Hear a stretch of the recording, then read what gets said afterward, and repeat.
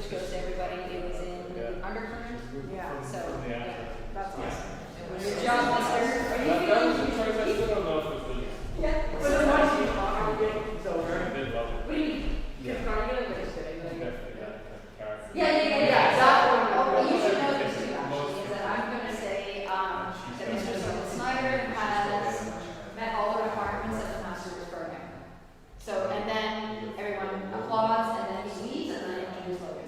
Then I yak about it afterwards, and then. You just say that before everyone. Yeah, I have to say that whole thing before I Yeah. speak. So that's a pain, but I try to keep it shorter. The first one's longer, the second one will be shorter. So when I do that, But then it's all good. see, this is tricky because usually I give you a hug, then you accept the applause, and then you leave, right?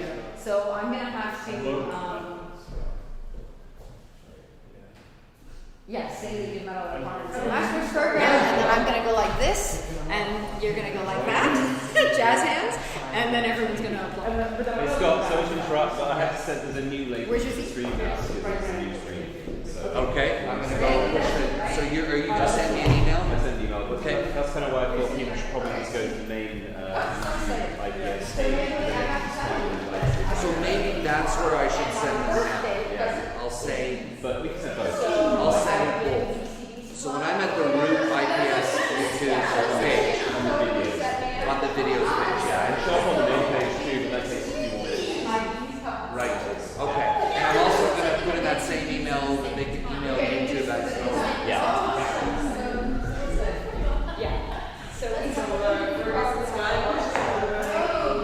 Sky could come, but it's her last. yeah, that's good. I mean, it's gonna be great weather. It's her last chemistry. Yeah.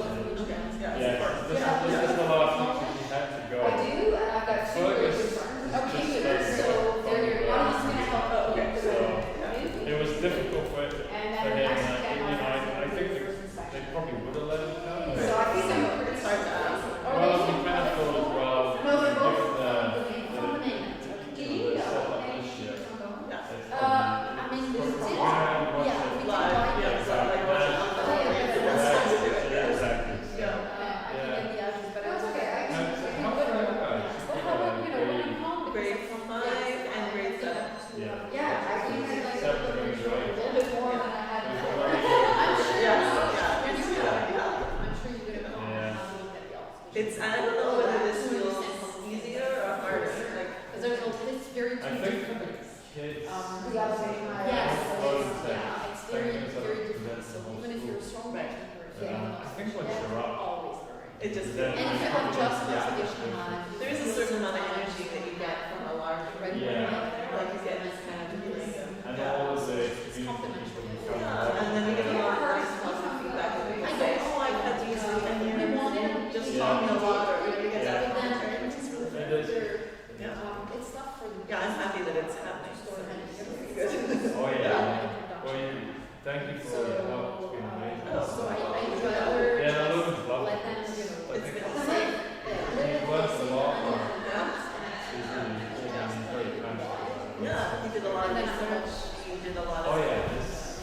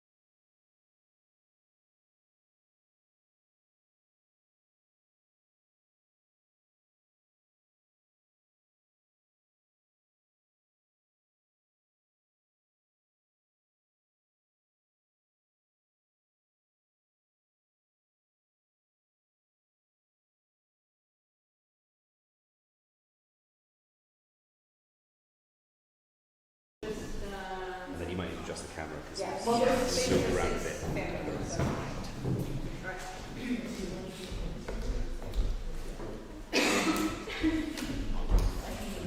Good? No, I'm gonna. Hello, everyone, and welcome back. First, I have a very important announcement. I would like to say that Mr. Indra Sokol Snyder has met all the requirements of the Masterworks program.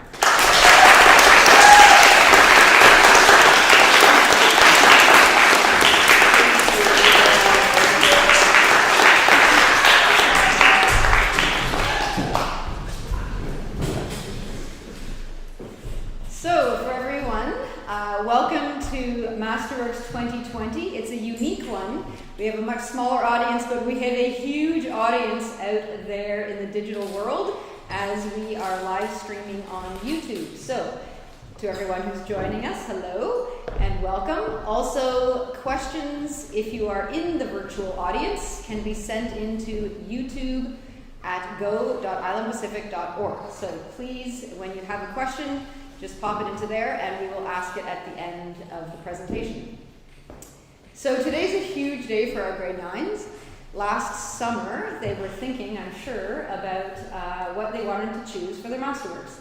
Masterworks is a program where they get to find whatever passion that they have and really take it to its utmost. And they are accompanied on that journey and mentored and guided on that journey by advisors. And they have a faculty advisor within the school and also one or two external advisors who are super grateful as they provide a lot of really exceptional professional advice on the field that the student has chosen. So if they have picked well, and man, we get so many huge array of topics that they choose this year, from wolves to epigenetics. And once they've picked their topic and they have an advisor, they write a 15 to 40 page paper about their topic. And then today is the big jewel in the crown of IPS because they take everything that they've learned over the last 4 years and present it to you. So you get to learn from some pretty smart 14 and 15-year-olds about all sorts of different things. We have a few conventions that we use in this week of Masterworks. One, we call the students by their last name. And also, we have this beautiful statue here. It's called Taking Flight. And students touch it for good luck before they start, as it represents a student flying with the wings of knowledge. So, with all of that, I would like to present to you Mr. Logan Clark. Logan Clark. Where are you, Mr. Clark?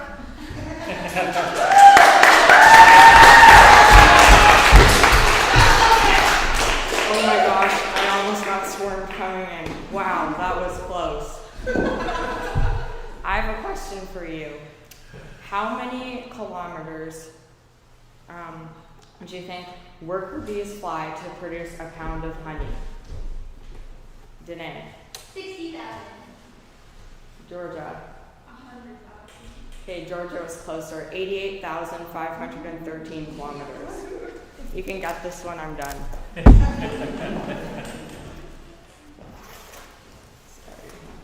Takes a while to get up.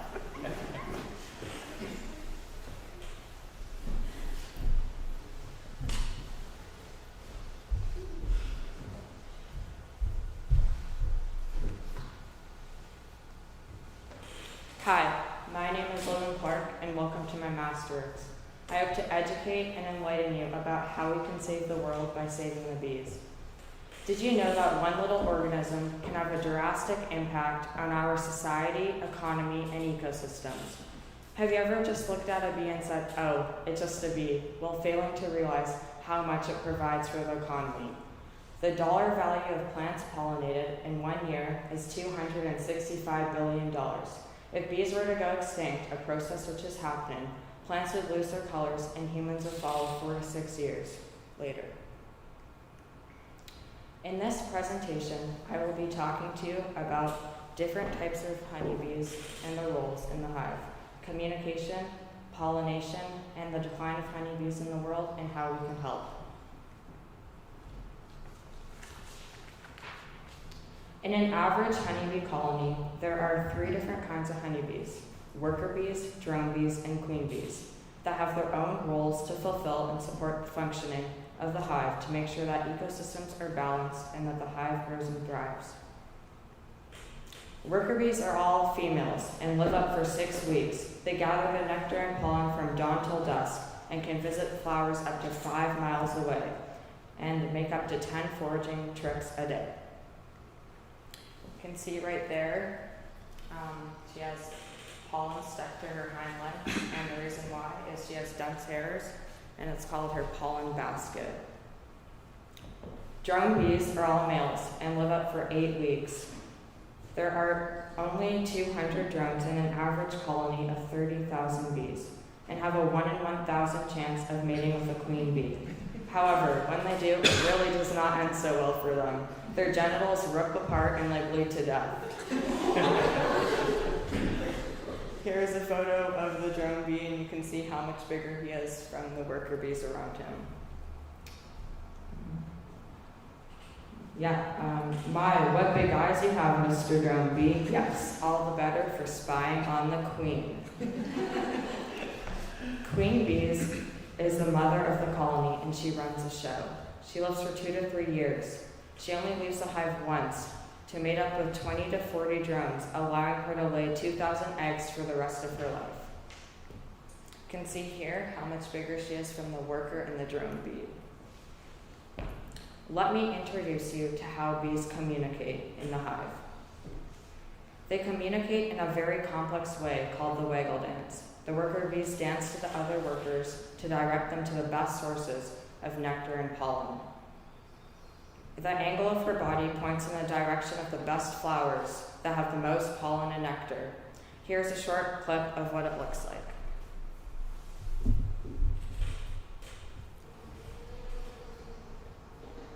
Look at the one with the green dot.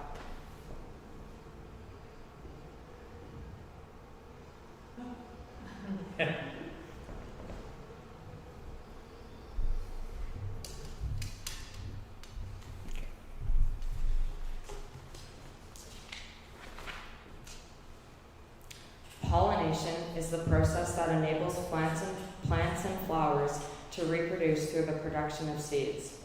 It happens when pollen grains are transferred by insects, birds, or wind from the male part of the flower, known as the stigma, to the female part of the flower, known as the anther. Bees and flowers and plants have grown over time to always want to be with one another. They have a mutually dependent relationship. Plants attract worker bees by producing nectar, a sweet carbohydrate which the bees love, collect, and make into food to feed for the worker bees and the drone bees in the hive. At the same time, the worker bees also collect pollen, which is a protein, to feed to the queen and bee and the larvae. Did you know that pollination happens blindly? What I mean by blindly is honey worker bees collect the pollen seeds from the male part of one flower, and then they travel to the next flower in search of pollen and nectar, and inadvertently transfer some of the pollen that they've collected onto the female part of the flower. This will pollinate the flower and lead to the production of seeds. Like I said before, worker bees have dense hair on their hind legs and where the pollen sticks to their fur, and it's known as their pollen basket. And see how much pollen he's collected off of a dandelion.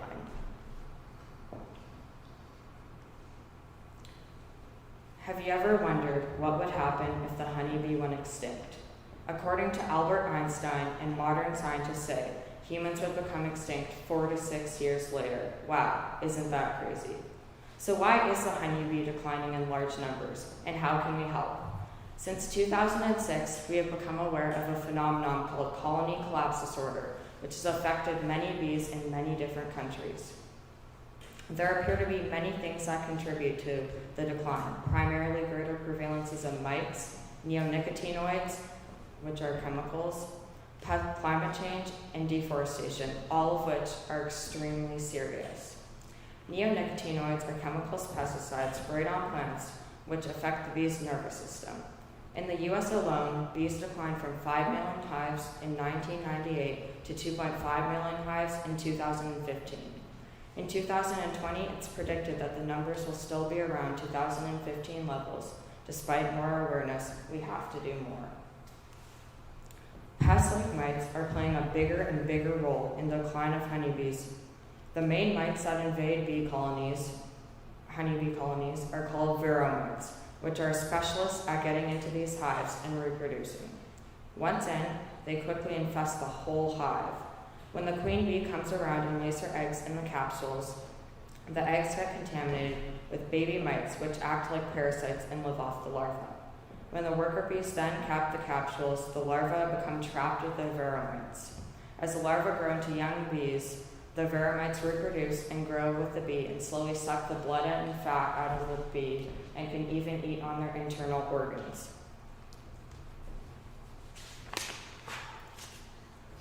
When bees are ready to come out of their capsule, they have only enough energy to chew through the cap material and are not strong enough to carry out their roles in the hive. Once the bee is out the cell, it spreads more and more Varroa Mites throughout the colony, and the whole thing spreads, and more bees become infected, which weakens the hive further and further. The mites also harbor other viruses, such as Varroa, and ultimately the colony becomes too weak and ill to survive and collapses. Neonicotinoids are highly toxic, and even small doses can negatively affect the bees' navigational systems. The bees become unable to find their hives, get lost, and die far away from the colony. If significant numbers of bees disappear from a hive, the rest of the colony's population will decrease to the point where they won't even have enough bees to maintain the colony, and they will all die out. The most frustrating thing is that there are other less harmful new pesticides, which have been approved with much lower toxicity to bees. They are much better for the bees and the environment and are as effective for plants, but the governments keep on delaying the dates for them to replace neonicotinoids because it's an industry in the USA controlled by big companies which make billions of dollars each year from their existing products. Deforestation is reducing the bees' habitat and destroying an equivalent of 8 football fields of forest every minute. Bees are dedicated to their own particular ecosystem ranges, so they can't just fly away and go elsewhere. Deforestation is killing the bees. Scientists say that climate change is interrupting the bees' nesting time periods. It is affecting the time periods that flowers are in bloom. For example, apple trees are moving to a new flowering schedule, and it's different from what bees are used to.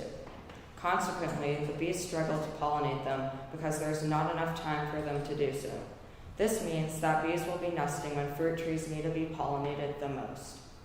Unbelievably, we have lost 97% of traditional wildflower meadows in the world, thus giving the bees less habitat to pollinate. An extensive study took place from 1901 to 1974, where they followed 67 bumblebee-like species and charted their daily lives. During this period, these bees were found to be fine and thriving.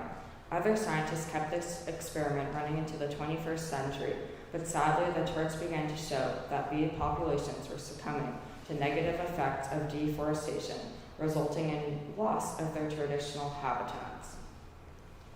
I have some really exciting news though. This is called a blue bee, and it was thought to have gone extinct in 2016 in Florida. The exciting news is it was rediscovered again in Florida in March 2020.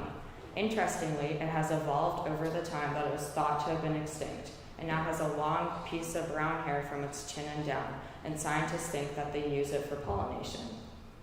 These bees are super rare, and there's thought to only be 17 of them left. Let's hope that they continue to adapt and thrive. When the grade 9s graduated last year, they all contributed towards acquiring a colony of honeybees for IPS. And this is when I started thinking more and more about bees. And the colony at IPS was super cool, and man, was it thriving. I loved pulling back the gray covers and looking at them. There were more than 30,000 of them piled right next to each other. I remember clearly when I opened the hive and I first saw the queen for the first time. What an amazing addition it was to IPS's community. In October, the hive was doing really well. The queen bee seemed to be healthy, and there were also many workers leaving in search of nectar and pollen. I started a weekly process journal of the bees in September, and in December, unfortunately, things started to take a turn for the worse. In November, I remember a grade 6 student found something like a mite in the hive, and Pam grabbed her magnifying glass to take a closer look at it. On that day, I wrote an entry in my process journal, which in hindsight was like a prediction of what was to play out. And now looking back on it is now crazy what I wrote. I said, "They seemed kind of mellow and sick, and they were moving super slowly." Yes, at the time, it may not have seemed like that much, but soon after this, the fall of the colony started to play out. The honeybee colony at IPS was being affected by Varroa mites. The infection that they got was a bit different because the mites actually passed on a virus such as varrosis, which killed the bees rather than the mites living off them as parasites. Nonetheless, our whole colony became badly infected and very ill as the mites multiplied and took over the colony. It was very sad to see firsthand how bee colonies are becoming more and more susceptible to mites as their overall populations continue to weaken, and with everything that they are now facing in the world.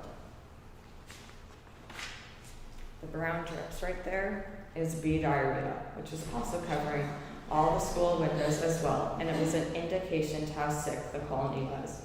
When we got back to school on January 8th, 2020, we saw that there were numbers down to 100 bees left from a colony that was once 30,000 bees. Over the first few weeks in February, we started seeing numbers down to 20, then to 10, and then on February 7, 2020, there were only 5 bees left. We also had no idea where the queen bee had gone. I thought she was dead until Amanda and I found her on February 11, 2020, at the bottom of the hive where she was with 2 other bees. Although she was alive in the morning, February 12, 2020 marks a very sad day. Although she was alive in the morning, 2 hours later she was dead, and a couple of days later the colony was gone. As you can see, Varroa mites are terrible for getting into honeybee colonies. Point it at the computer. You say hello on the computer. What did you say? Use my mouse. Sorry. Have a sip of water. What most of you probably don't know is on March 16th, 2020, I went over to IPS to help install the new honeybee colony. It was an awesome day, and I have a video right after this showing you the process of the installation. It was a once-in-a-lifetime opportunity.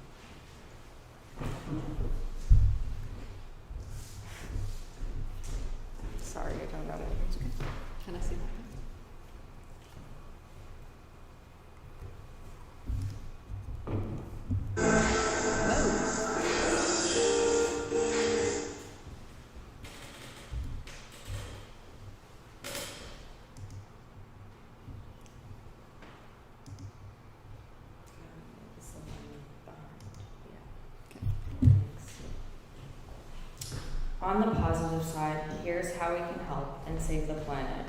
Since bees are declining quickly, we as humans need to start helping them more and more so we can still have the colorful flowers, healthy crops, and breathe the fresh air and not have to worry about survival as a species.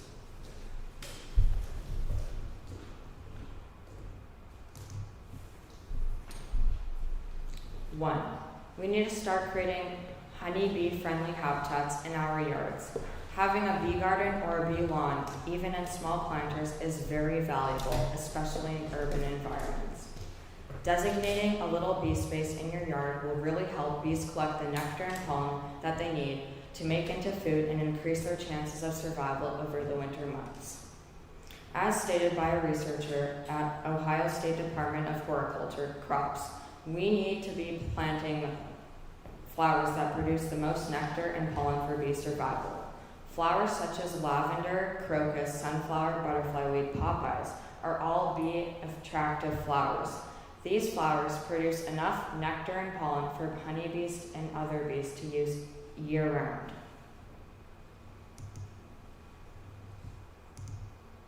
2, we need to stop eating foods that are sprayed by pesticides. Bees all over the world are dying from pollinating pesticide-sprayed plants. Organic crops are not sprayed with pesticides, making these foods a better alternative for us to consume to help the decline of bees. 3, you skipped one.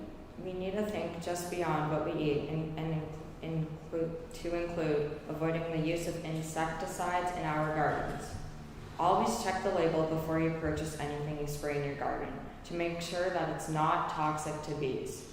Although it's also worth considering the use of herbicides because although they are highly toxic to the bees, they kill wildflowers that are good for bees to collect and to turn into pollen and nectar to feed them. 4, many people are scared and frightened of bees, and this can result in bees being killed unnecessarily. If you show a bee that you're scared by swatting it around, it sends a message of danger to that bee, which can force them to sting you in defense, and sadly, bees die after they've stung anything. Please don't kill bees, just walk away. 5, we need to preserve and protect and expand the remaining 3% of wildflower meadows that are left in the world, and stop urbanizing all that land. If you know of an extra piece of land in your community, perhaps you could ask to have that space used to create a plant a bee-friendly habitat. Please don't get rid of dandelions because although they are weeds, they're actually really good sources of pollen and nectar for bees. 6, please buy local honey that's produced by beekeepers. You could also try to reduce your honey consumption because it takes 12 bees' lives to produce a teaspoon of honey, which the bees could be using for their own sake. After all, they need 60 to 80 pounds of honey to survive a winter. To conclude, we owe it to the bees, the planet, and indeed ourselves, to start making changes as quickly as possible. Our time is running out, but by doing some of these small steps now, we can help save the bees and the environment and improve our chances of avoiding extinction.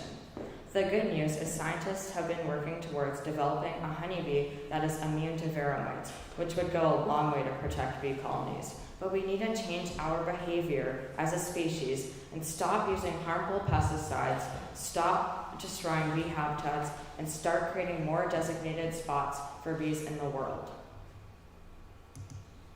Scientists are also in the process of trying to invent a robotic bee to see if it could do the job as well as a real one.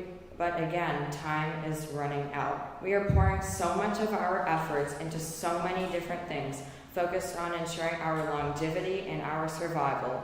But I think that we should really just focus on our efforts on saving these keystone figures in the wild and ensuring that nature continues to work as it does in its amazing, unique way. I hope that after this Masterworks presentation, you have a better understanding of honeybees in general and how amazing they are and just how critical they are for the survival of the planet. I would like to thank some people that have really helped me in my Masterworks journey. First, I would like to thank my faculty advisor, Amanda Zabo. Thank you, Amanda, for helping me and guiding me throughout the course of the year. I would also like to thank my external advisor, Magali Shamali, for dedicating so much of her time to help me with this own project, and also for all the time that she puts towards to helping the honeybees. And thanks to my family for being there to help and encourage me. Also, huge thanks to Jen Henderson for taking time out of her weekend and weeks to always be there with us and for reading all of these papers. Also, thanks to Angela Wick for loaning me her bee suit. Also, thanks to my class, and finally, thanks to you for watching this Masterworks presentation.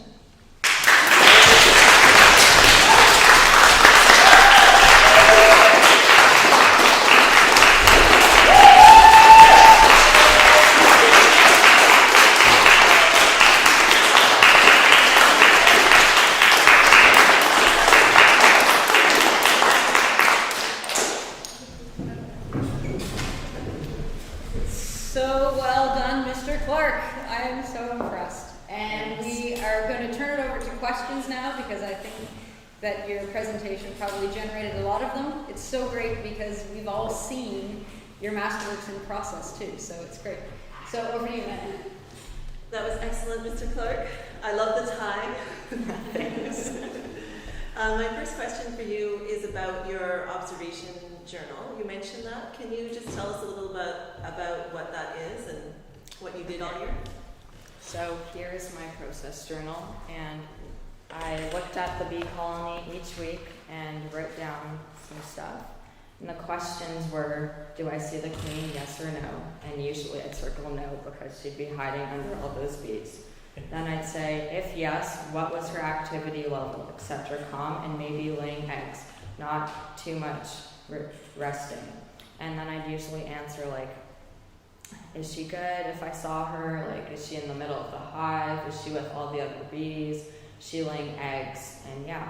And if no, what are signs of the queen's health? Eggs, larva, cap cells, use eyes and hands for heat. So if you don't know on the glass, if you put your hand in the middle of the hive, it's usually warm. So I was checking for that signs, and it was really hot in the middle, and I knew she was healthy at that time.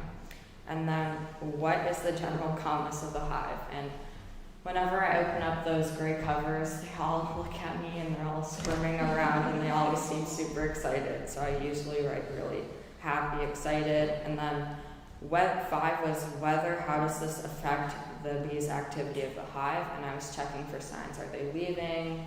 Are the drones helping heat the hive? And more signs like that. And that's what I did all the way till February, until things started to kind of take a turn for the worse.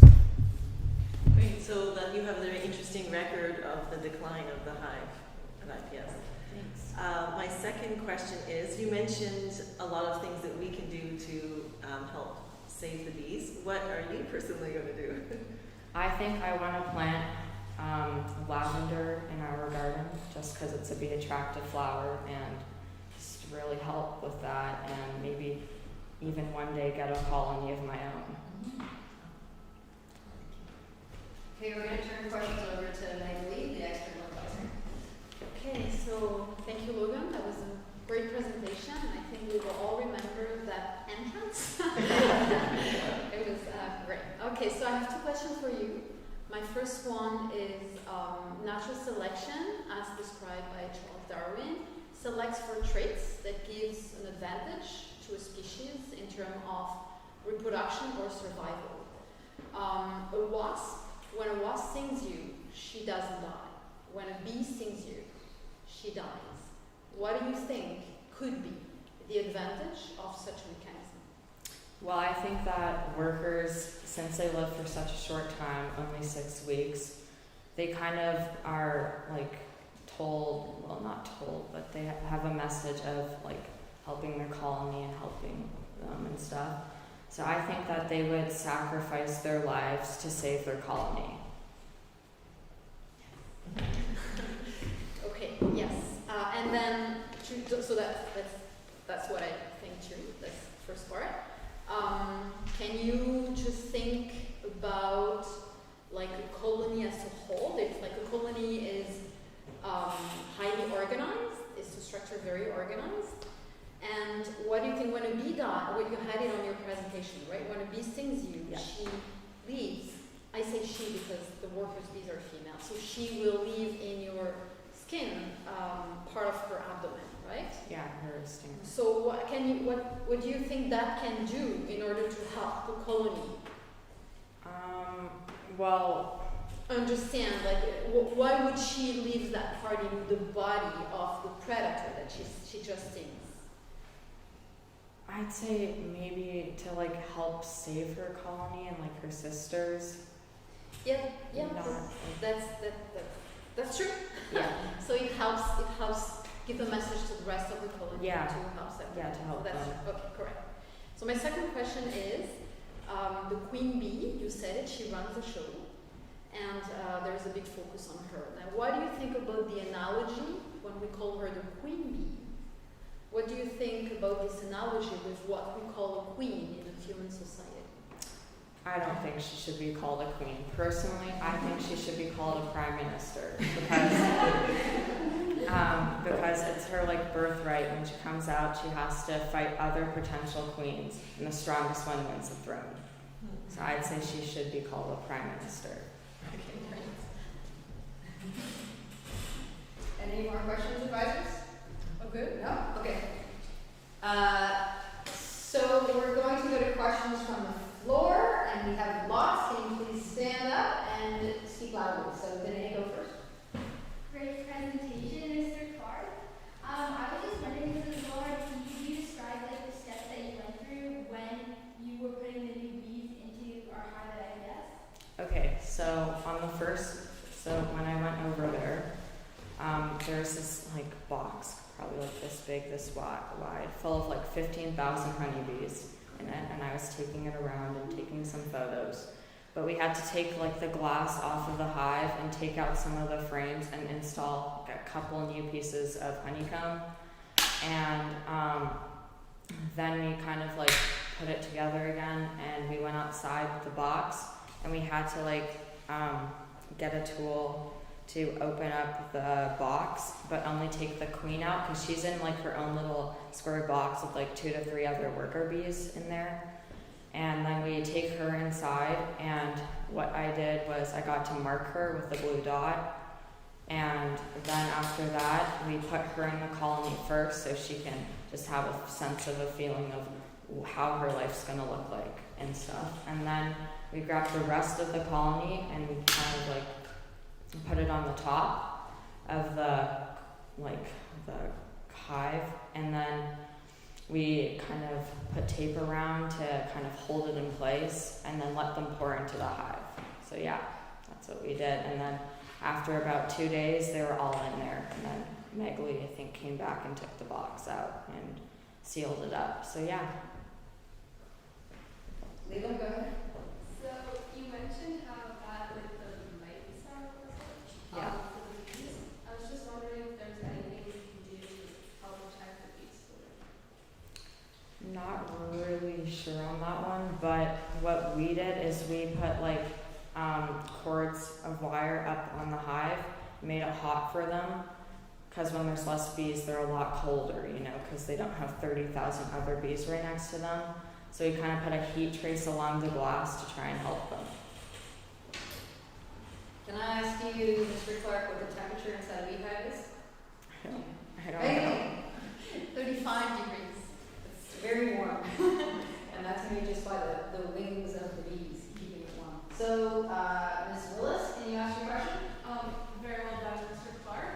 I was just wondering, there are like man-made beehives and there are natural beehives in nature. Do you think there's like a difference? Is one better for bees? Well, I always agree with like things in the wild because I don't really like it when people take animals and put them somewhere together. So I'd prefer wild honey hives and stuff. I just think that's a lot more cool, and they get their honey. They don't get people taking away their honey from them. So yeah. Okay, Mr. Hagelin, your question. Very well done, Mr. Clark. Is it possible for there to become too many bees in a hive, and if so, what happens?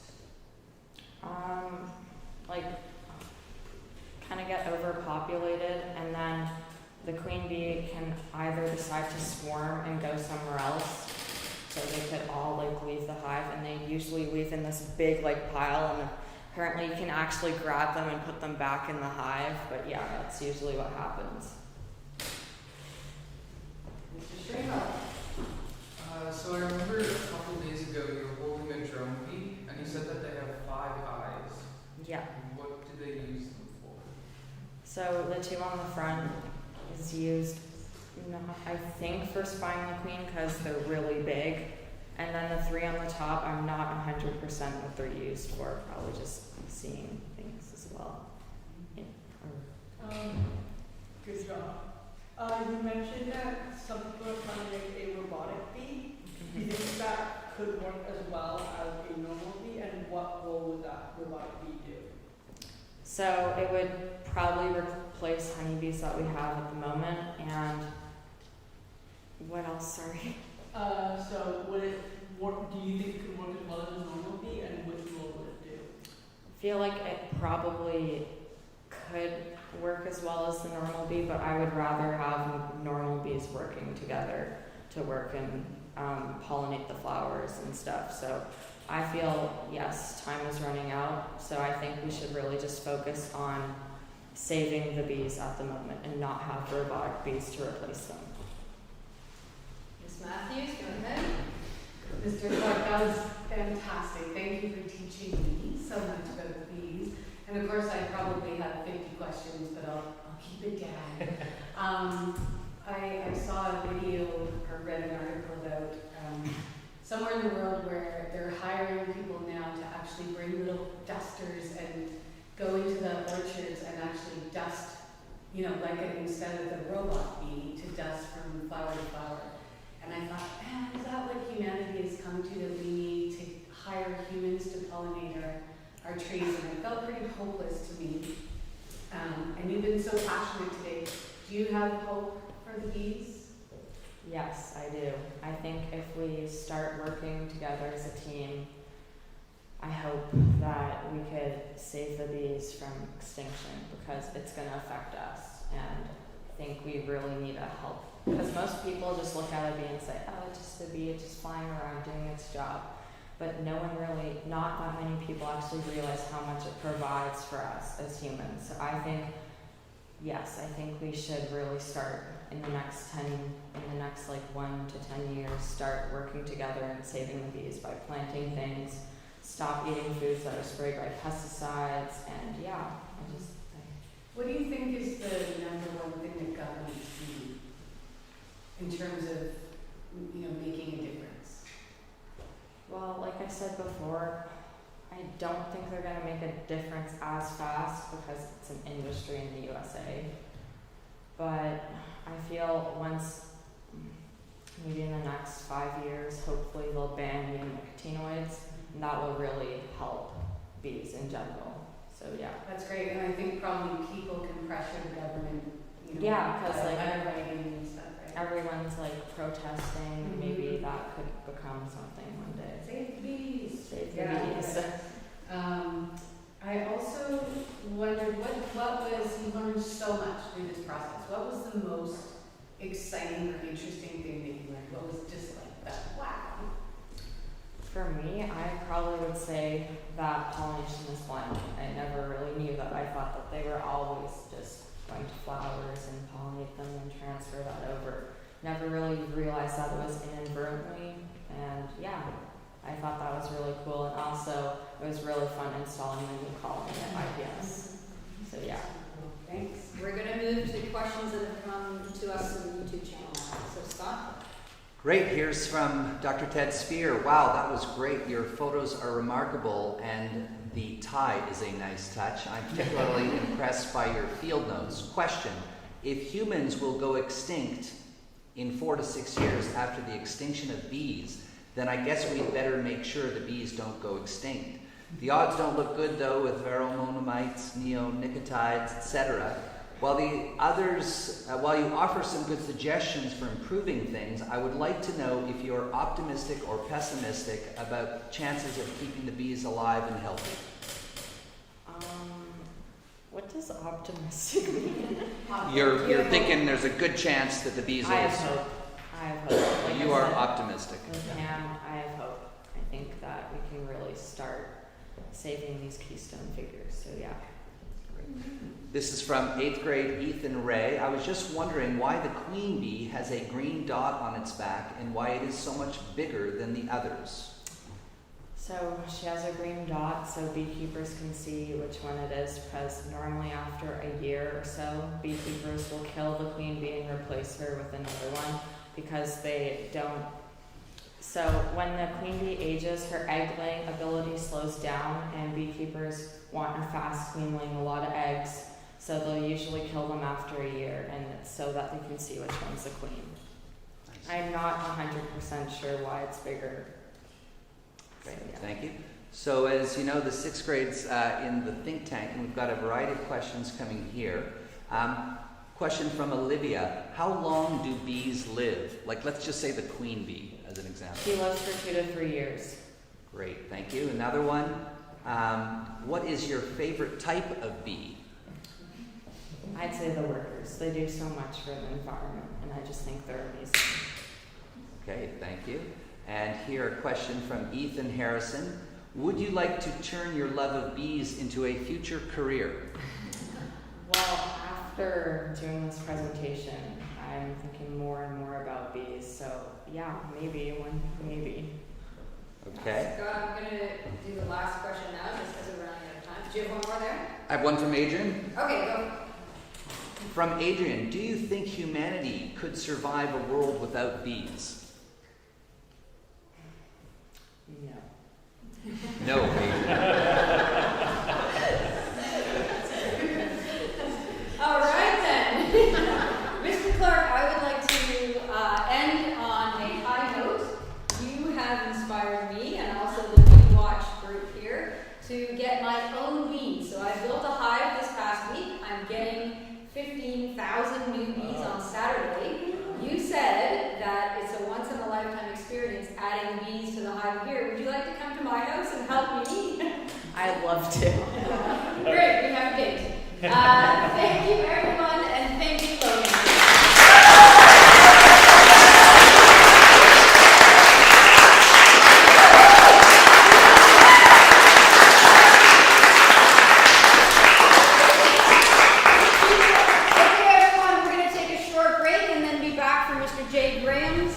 Presentation at 11 o'clock. Congratulations, Logan. Thank you. Breathe, my friend. Breathe. Yeah, that's cool. That was so great, Logan. So great. Research on wildflowers? Yeah. Or just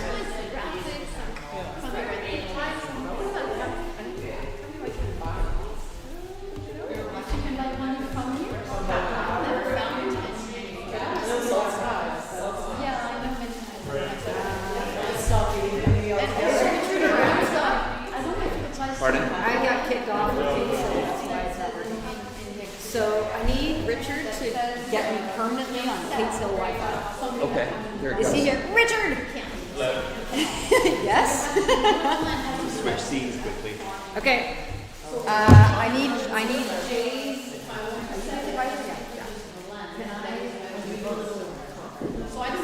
Yeah, you guys have a comment. And he's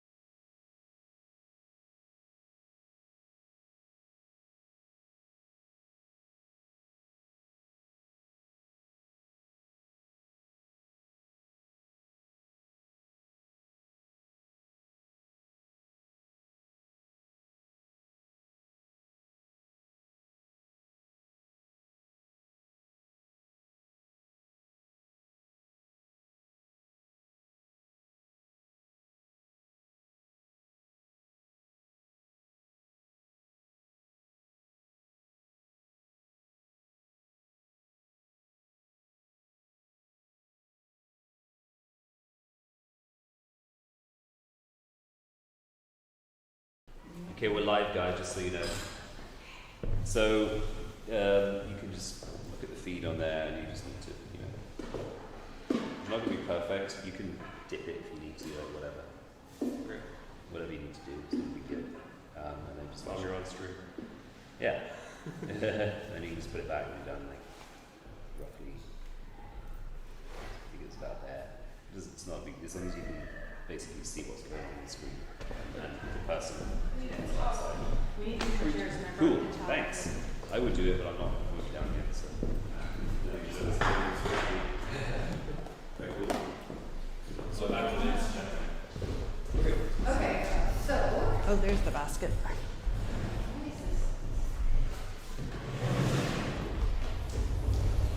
I have a bunch of presenter families reserved for the grant. Okay, who's your advisor? Amanda? Yep. And Bob Doucette. So we're gonna put them here. Where's the other extra advisors? Here. I gotta go.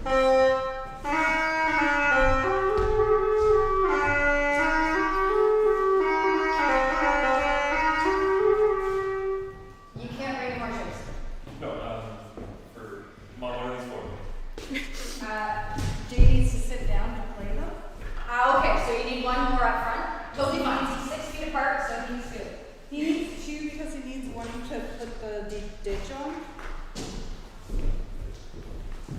Somebody needs a picture of Max. That's awesome. You mind, Jen, just standing behind there? Yeah. I need to just, Okay. just like hit it all in the right position again. Actually, I'm going to put this on too because I want to be able to see. Make sure it's all in the shot. So, Testing, testing. We're just, give us a little minute.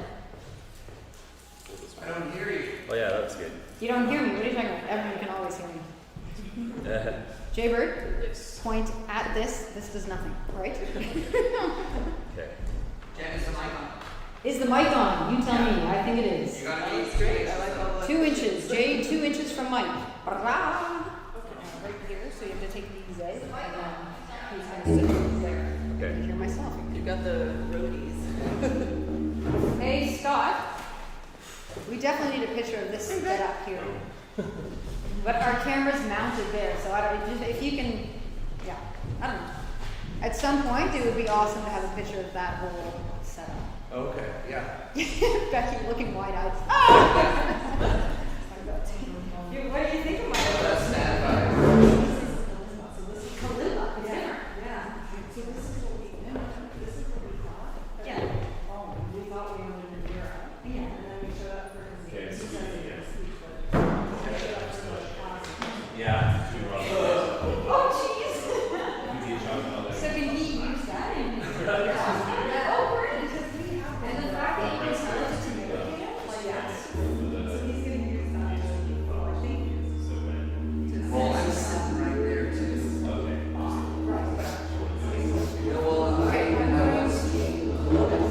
Yeah, well, That's really cool. I love the dig. yeah. That circular breathing is so hard. Yeah, it's crazy.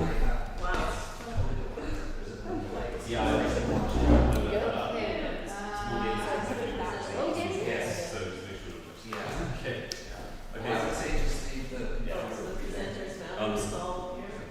Brett Scott's going to do the happy stuff. I'm routinely sitting there, so Thanks for making it. I'll Becky, you give me the go I ahead. like when you're ready. the line that I don't screw up. Where's Mary Beth? Okay. I'll go get the. It's right. Yeah, they can all, I think the family involved should come in now. Liz, come around. I don't think. No, she can't. Okay. Isn't that sad? She's so upset. What, she's gotta work or something? She's got to work, but she's, they're doing both online and in person. Right. So good luck, trying to. I have this for her, but I can do, And do you we see do her too. regularly? Yeah. So. Can I give this to you to Yeah. add to your pile? Yeah. So he has them in here. So. Okay. I'll just. And I'll just give this a lot. Yeah. Okay. Take some deep breaths and have a. And Do you want your water? Mr. J, I have to get Logan out there first, okay? Oh yeah. So, yeah. Yeah, I'm taking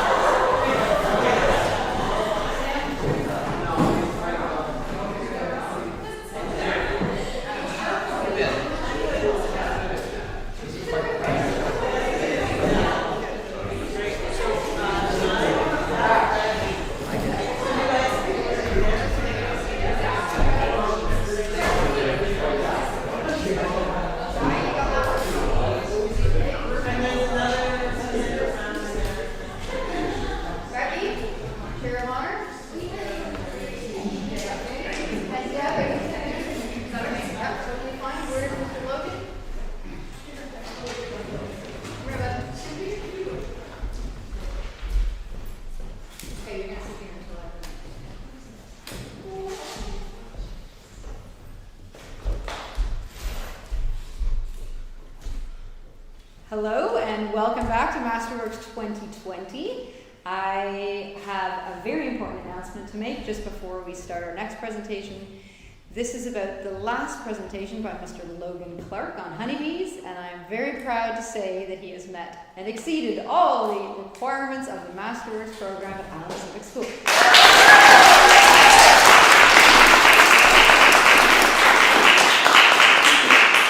I forgot to touch it.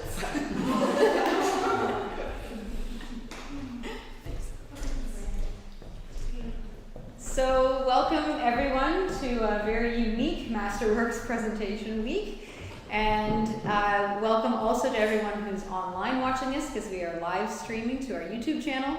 If you have questions for the presenter, please type them into YouTube at go.allenpacific.org and we'll read them out during the question period. So today's a really big day.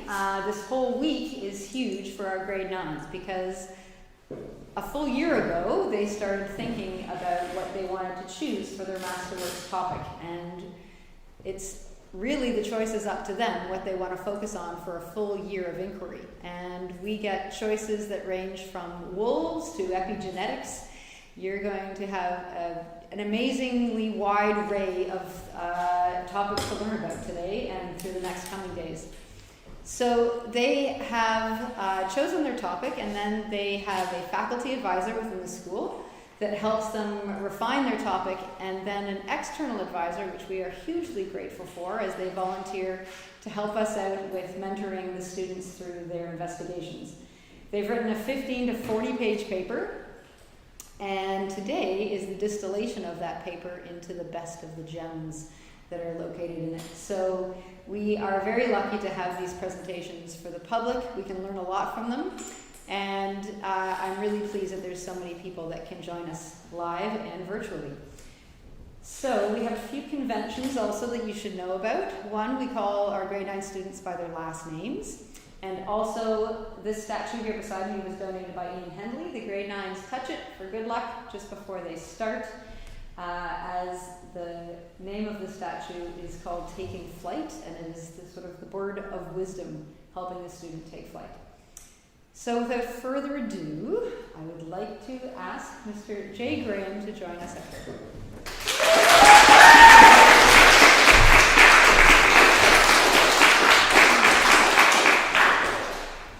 I've always loved music. I sang before I talked. My family still reminds me of the song I sang. At 2 years of age, I began harassing my mother to let me learn to play the violin, since I could hear my neighbor, Allison Nixon, practicing outside on her deck. After months of me waiting to grow big enough to play, my mom and Allison finally agreed to get me a tiny violin, and I still play the violin to this day. Although, it's slightly bigger.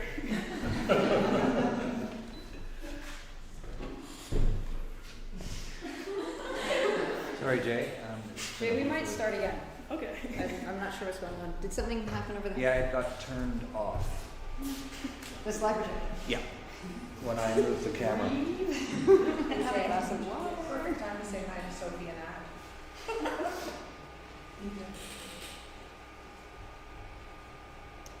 A slight dramatic pause.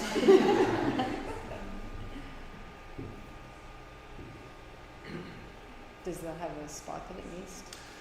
Yeah, when I adjusted it, Okay. pushed the button on. Sorry.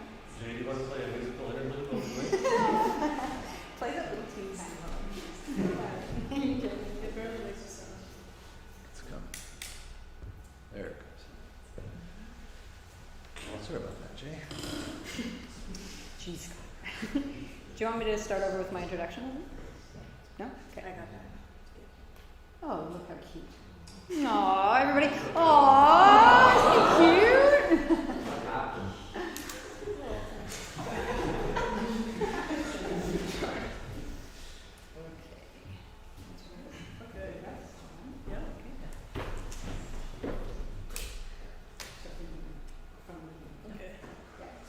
I've always loved music. I sang before I talked. My family still reminds me of the song that I sang. At 2 years of age, I began harassing my mother to let me learn to play the violin, since I could hear my neighbor, Allison Nixon, practicing outside on her deck. After months of me waiting to grow big enough to play, my mom and Allison finally agreed to get me a tiny violin. And I still play the violin to this day, although it's slightly bigger.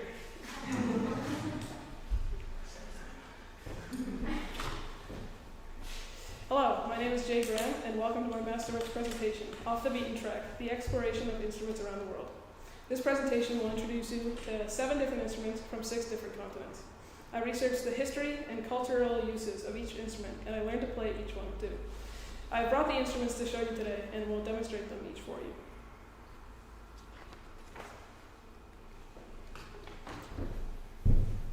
This is the didgeridoo. It is a large, surprisingly heavy instrument that you play with a lip buzz, which is essentially the same as blowing a raspberry. The didgeridoo was first made by the Australian Aboriginals, and is widely believed that the instrument originated in Arnhem Land, Northern Australia, inhabited by the Yolngu people. This group of Aboriginal people refer to the didgeridoo as a yidaki. To make a didgeridoo, men from the tribe would find long, usually eucalyptus tree trunks that had been naturally hollowed out by termites. After deciding that the trunk is suitable, the tree is chopped down. Back in the village, the tribe would clear the bark off and clean it up on the inside with a hot metal rod. After that, the owner could choose to paint, carve, stain, or seal the wood in its natural form. You can see 2 examples of this there. Although the didgeridoo was traditionally a male-only instrument, some tribes now allow women to play. The didgeridoo might very well be the oldest musical instrument, and an estimated 40,000 years old. The oldest cave paintings confirmed to be the didgeridoo were 3,000 to 5,000 years ago. However, the first time someone coined the term didgeridoo was in 1908 in the Hamilton Spectator newspaper, where, by the way, my mom's side of my family is from. The didgeridoo is a well-respected and spiritual instrument in most Aboriginal cultures. The people believe that they are descendants of a plant or an animal. Since the didgeridoo is cut from a once-living tree, it is thought that the ancestors learned to recognize the player, and thus, in the afterlife, they will remain connected. The didgeridoo is still used in Aboriginal communities for important ceremonial reasons and to educate the world about Aboriginal cultures. My overall experience with the didgeridoo has been an interesting one. Although we bought an authentic didge in Australia in 2011, I was never able to make a sound. Then, when the idea for my Masterworks came up, the didgeridoo was a natural fit. In September, we took a trip to Australia and booked a lesson with a professional Aboriginal didge player named Wantunga Wantunga. Although I learned a lot about the history, healing properties, and cultural importance of the didge at this lesson, I could still barely make anything resembling a drum. At the beginning of the project, I thought the didgeridoo was going to be by far the weakest link of all my instruments, because I found it very difficult to learn, and the sounds I made were just awful. However, we found a local professional didge teacher named David Yates. My new teacher based his lessons around the technicalities of the way your mouth moves, and all the terminology on the different sounds. After the first lesson, I was feeling a lot better about my playing ability. I learned some basic overtones, timed how long I could hold a drum, and learned how to circular breathe efficiently. These are some of the skills that I've learned.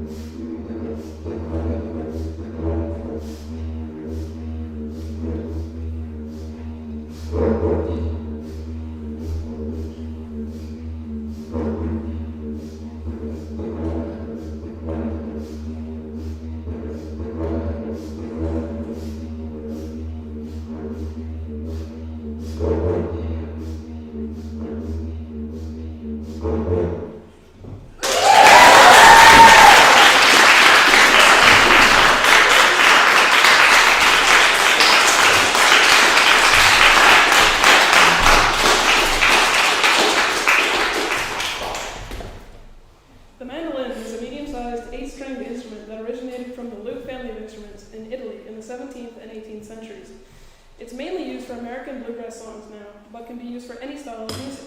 While guitar is usually used for the on-beat, storming and plucking, the mandolin is usually used for the off-beat, or the notes between the chorus notes. The mandolin was originally used by young men to serenade women, but it later evolved to be one of the most versatile instruments of the string family. The instrument's popularity reached its peak in the early 20th century. However, after the First World War, the mandolin's popularity lessened drastically. It wasn't loud enough to compete with the jazz brass instruments of the time. Also, during this era, record players, cars, bicycles, and sports all became much more popular than learning an instrument. The mandolin went through many evolutions, starting as a pandura. The pandura, which was created in the 3rd or 4th century BC, was a trichord stringed instrument that many different cultures had variations of. The pandura later evolved into the mandora, which then led to the mandolin. Over the years, the mandolin in its many forms has been used in European and Italian folk music. Its unique sound was used both in informal and time-honored religious settings. The mandolin was portable, relatively easy to play, and has a fun and catchy sound. I like the mandolin a lot. It's fun, it's fast, and it's pretty easy when compared to some of the other instruments I've learned. You can pretty much play anything you want with the mandolin, and I proved that on my very first lesson with my mentor, Bob Doucette. During that lesson, I realized that it is tuned the same way as the violin, so I figured out how to play the Chinese song I'd been working on with my teacher, Herman Tian. By the end of the lesson, I could play it pretty well. Throughout the year, the mandolin has probably been my favorite instrument to play. Here's one of the songs I learned to play, called Soldier's Joy.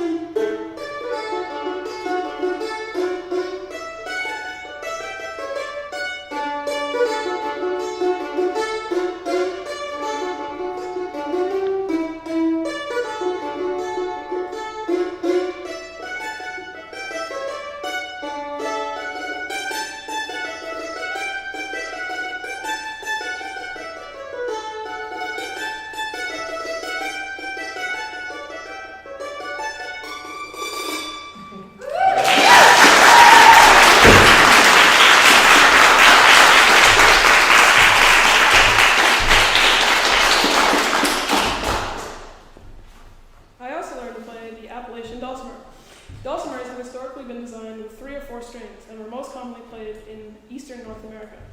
It is diatonic, which means instead of the notes going A sharp, B, like most other stringed instruments, it would go A, B, C instead. It is likely that the dulcimer was made to try and recreate the common sounds of instruments in Europe. Immigrants in the New World did not have access to professional craftsmen, specialized tools, or the proper wood that was required to make a fine instrument like the violin. So, they were forced to construct a unique North American instrument out of the products they had in their new environment. It dates back to the early 1800s, first appearing in the Appalachian Mountains in Virginia. The German Scheitholz is believed to be the inspiration to the old dulcimer because of the similar look and tuning. The Appalachian dulcimer allowed for early settlers in the US and Canada to create a new kind of music that was unique to their current setting. Because the Appalachian Mountains were settled by the Scottish, Irish, and British, many of their folk tunes were commonly played on the dulcimer. The British tunes were often fast, so there was a need for an instrument to keep up with the fiddle. The Scheitholz would often be damaged from fast playing, therefore, out of necessity, the dulcimer was born. My experience was simplified with my North American choice of instrument, because I wanted to play a stringed instrument. Turns out there was only one, and it was called the Appalachian dulcimer, and I got it as a Christmas gift this year. It is regarded as the easiest stringed instrument to play for beginners. This is a simple song to give you a sense of the dulcimer sound.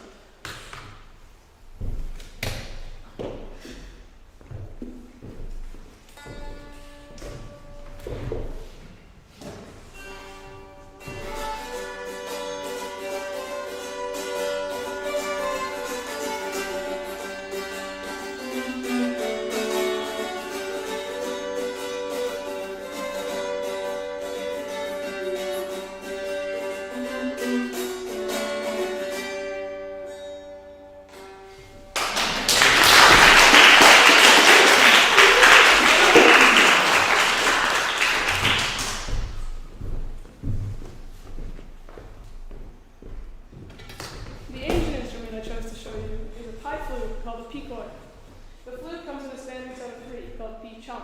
The largest is called pi kwan, the medium is the pi koi, and the small is pi lek. The pi koi is a simple bamboo flute that is closed at one end, open at the bottom, contains a single metal reed through which you blow. The different notes are made by placing your fingers over the holes that have been drilled into the flute. These flutes are often joined by a musical ensemble of other wind, percussion, and stringed instruments. They are used to accompany traditional Thai dancers, theater, mass dance drama, classical dance, and shadow puppet theater. The Thai B was first recorded as an official instrument by King Varroa Mites I. However, it originated during the Sukhothai period, which spanned from 1238 to 1582 CE. It was commonly used to entertain royalty along with singers and dancers. Many of the traditional dances included stories of brave warriors and wartime in general. Traditional Thai music is also commonly played before Muay Thai matches or Thai kickboxing, which is a local phenomenon. There are many kinds of flutes, and B is just an overarching term for flute. The word after B is a description, like lek, meaning small. Currently in Thailand, there is a resurgence in ancient instruments as the Thais try to preserve their heritage. The government and philanthropists of Thailand continue to support cultural exhibits, museums, and musical schools, so this genre can be heard throughout Thailand.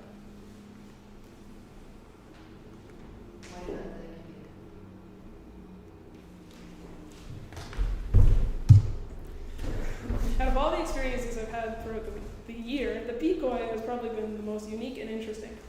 It all started with our van driver named Toon in Thailand, coincidentally knowing the owners of a Northern Thai ancient music school.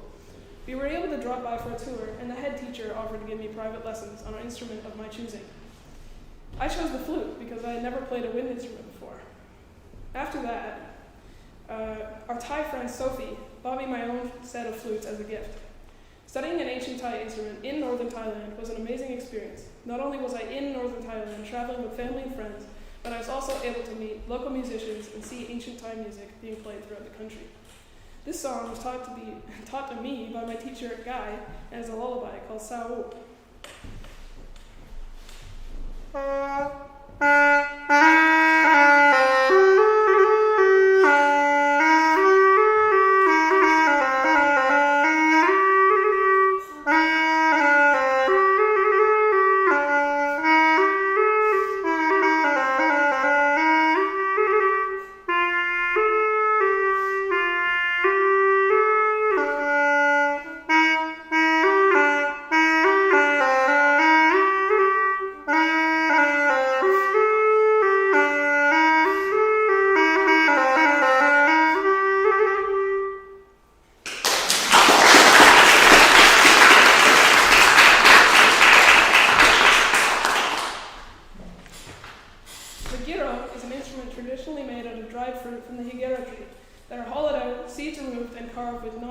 On which a stick or specialty brush is rubbed and tapped to produce different kinds of sound. More recently, gyros have been carved out of wood or formed out of plastic. Mine is made of wood. The instrument is quite popular with bands that play salsa music and most other genres of music from South America. All gyros sounds are unique if they're hand carved because the grooves can be different depth, length, and width. It is usually played by the singer, like the much more well-known instrument, the maracas. A very similar and early instrument to the gyro is the omitsiko wasli. It was a percussion instrument made by carving notches into the bones of deceased humans. The gyro was first used by indigenous cultures in Puerto Rico. The Taino people are the indigenous people of the Caribbean from the 16th century and beyond. A Puerto Rican historian first documented the use of the gyro in 1788. Originally, it was mostly used to accompany dancers along with maracas and tambourines. In South American cultures, music plays a very important role. Events such as Discovery Day, Three Kings Day, and many others are always accompanied by music and dancing. The gyro continues to be one of the most common percussion instruments in all of South America. I must admit, I'm not a fan of playing any percussion instruments, so I chose the gyro because it is the simplest percussion instrument to learn. So here's a showing of a tiny sample of what I learned to play.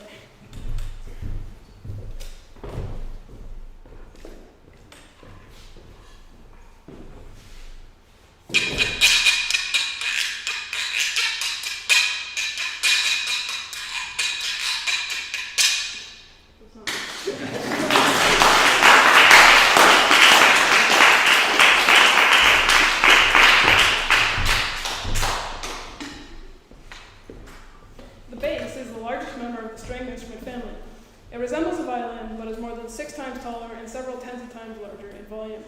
The strings are tuned E-A-D-G, lowest to highest, which is the exact opposite of a violin. The height of a full-size bass is around 6 feet, but can vary between models. This bass is a 3/4 bass and is just under 6 feet. The stand-up bass was crafted in Italy's Brescia and Cremona regions in the 1500s. It was crafted to be the lowest instrument in the violin family and to be played as the main bass sound in orchestras. The first basses were designed with 3 strings rather than the current 4 and were tuned to the player's own liking. It was only in the 20th century when it was decided that 3 strings was too little and 5 was too many, so they settled on 4. The bass was used very similarly to other European instruments at the time, being mainly used for classical music and symphony orchestras. The orchestras at the time needed a new bass instrument to make pieces more soothing to the ear and help the other instruments keep time. So they made a very large instrument with equally large strings, and that's how the bass was created. At the beginning of my Masterworks, I thought I wouldn't like the bass very much because it wasn't a melody instrument. However, throughout the year, it started to grow on me, with the help of my mentor, Liz Watson. In my opinion, in order to be impressive on the bass, you have to have years of experience, which I obviously don't have. Fortunately, the point of the bass is to support other instruments playing at the same time, which is surprisingly fun. I like the bass a lot, but because of its inconvenient size and equally large price tag, I likely won't be able to continue playing it. I'll now play a little bit of what I learned on the bass.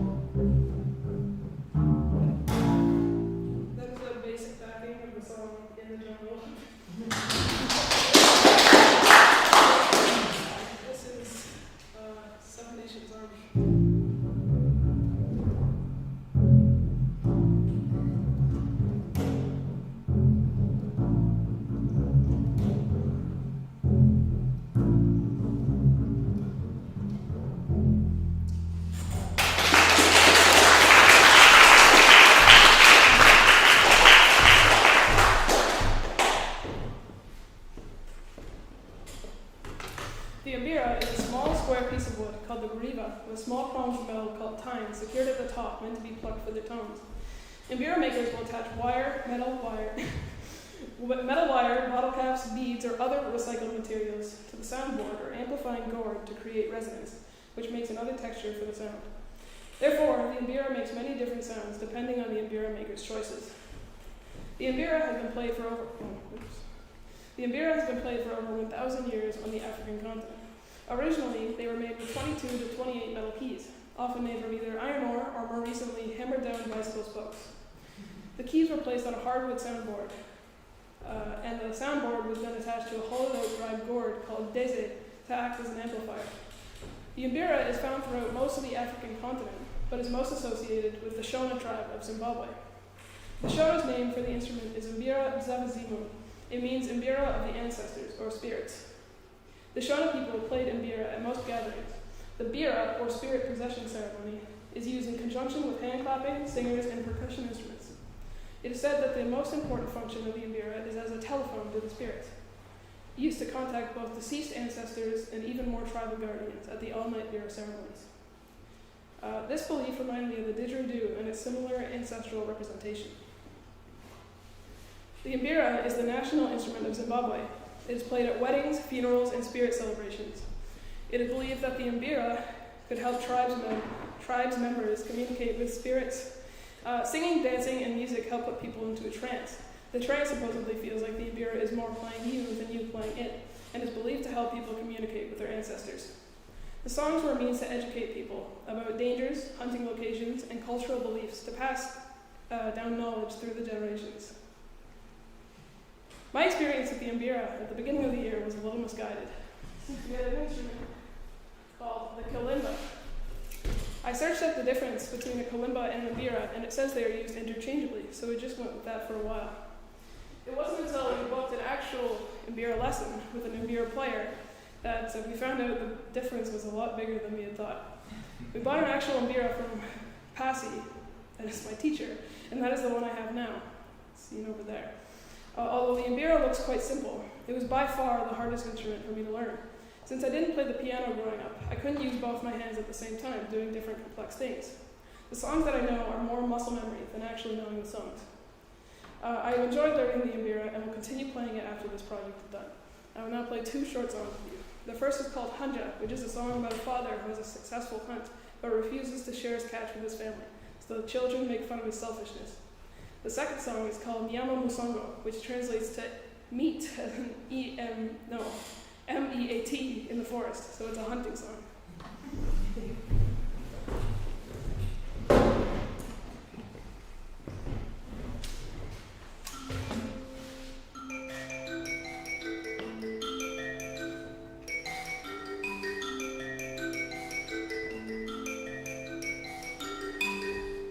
That's the first.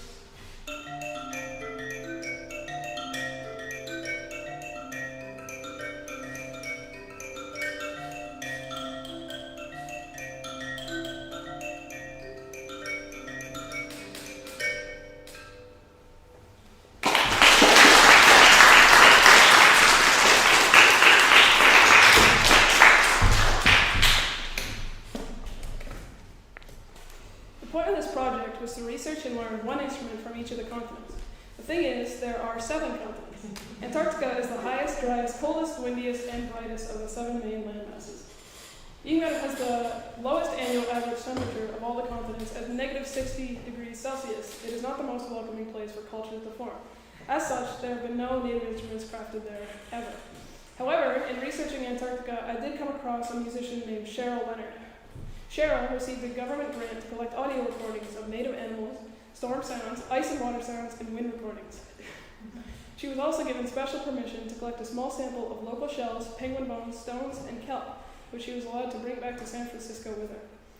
With these recordings and objects, Cheryl created unique instruments and a collection of musical ensembles called Antarctica, Music from the Ice.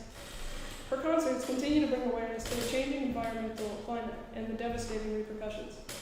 The pieces are probably better referred to as Antarctic soundscapes rather than what we would traditionally call music, although the compositions still use musical elements such as voices, timbres, melodies, and rhythms. The results are haunting recordings of sounds most of us have never heard, except maybe Scott, who did a trip to Antarctica in 2012. Here's a short clip of one of Cheryl's performances using her handmade instruments.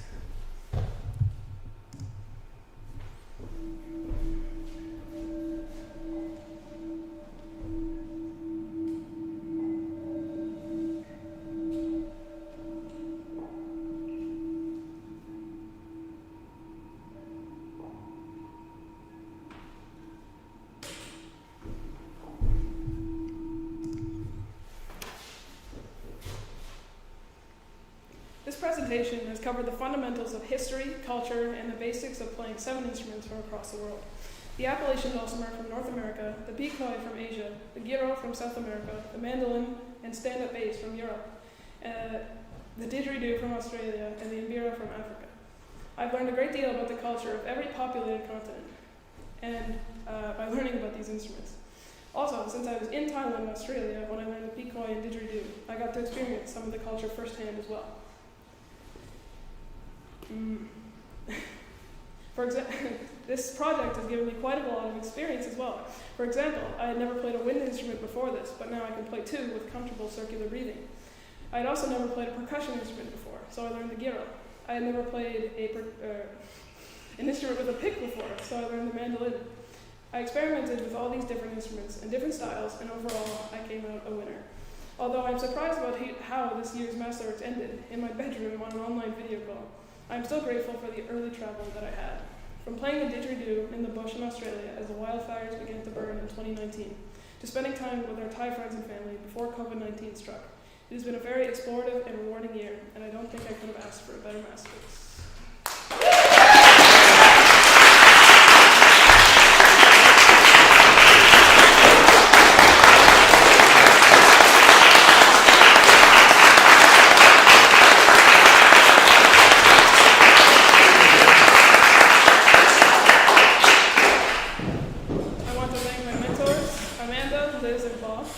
My many teachers, my family, and everyone else who has helped me during my Masterworks.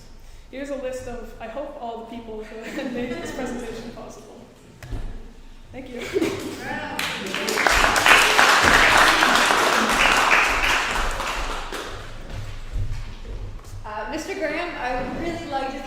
that musical journey. That was really impressive, and having this display of all your instruments that you've learned is a great visual representation of the massive amount of knowledge that you've gotten here.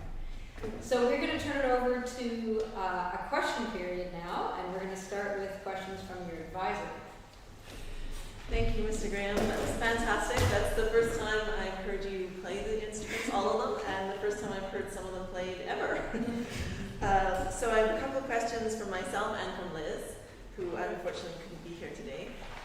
So first question for me, you say a lot, so I learned to play, so I learned to play. It's very hard to practice one instrument. How did you manage learning to play 7? I think of it less as practice. I mostly just have my instruments around, so whenever I'm not doing anything, I'll just pick one of them up. Well, I wouldn't pick up the bass, but if it's around me, I'll just play it. So it's playing, it's not practicing to me. Right, and actually I've thought of all the video calls we've had where in the background I can hear you playing something, so I can attest that that's true.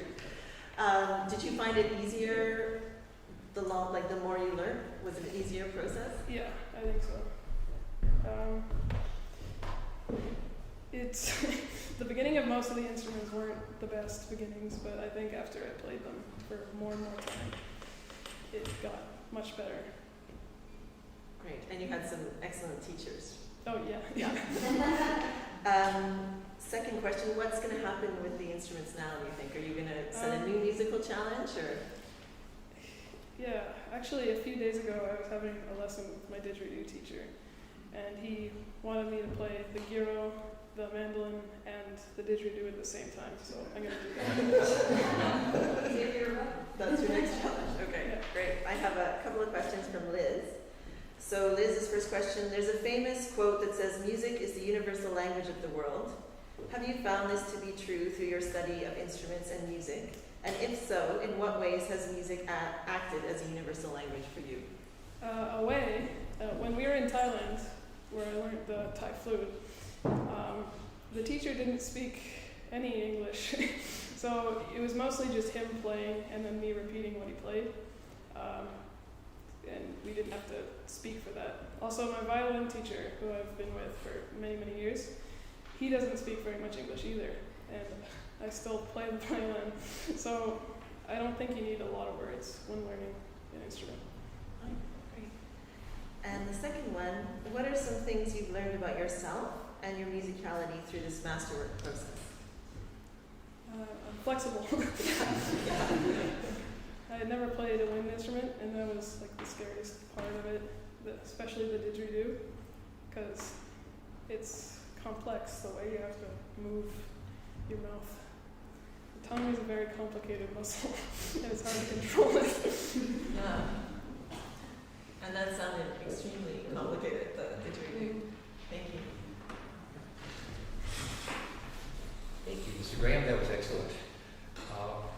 I'm curious, when you started this journey, you probably had some pre-existing idea of where it would take you, but what was your biggest surprise when you were embarking upon this? The surprise. I talked about our van driver in Thailand coincidentally knowing the owners of an ancient music school, and that was not planned. I actually didn't know where we were going in the van.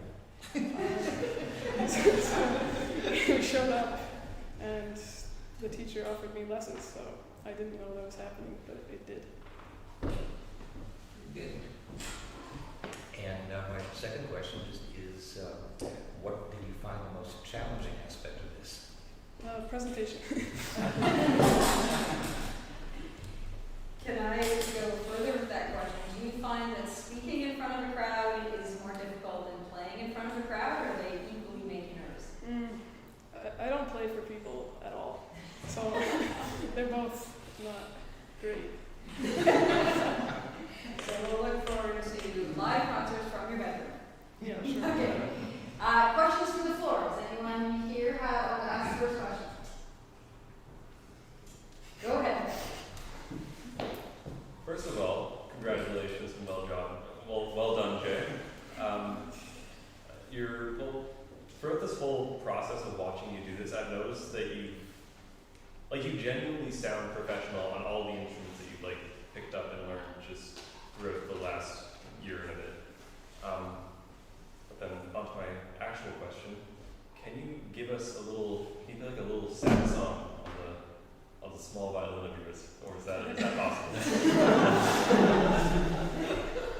genuinely can't make a sound on that.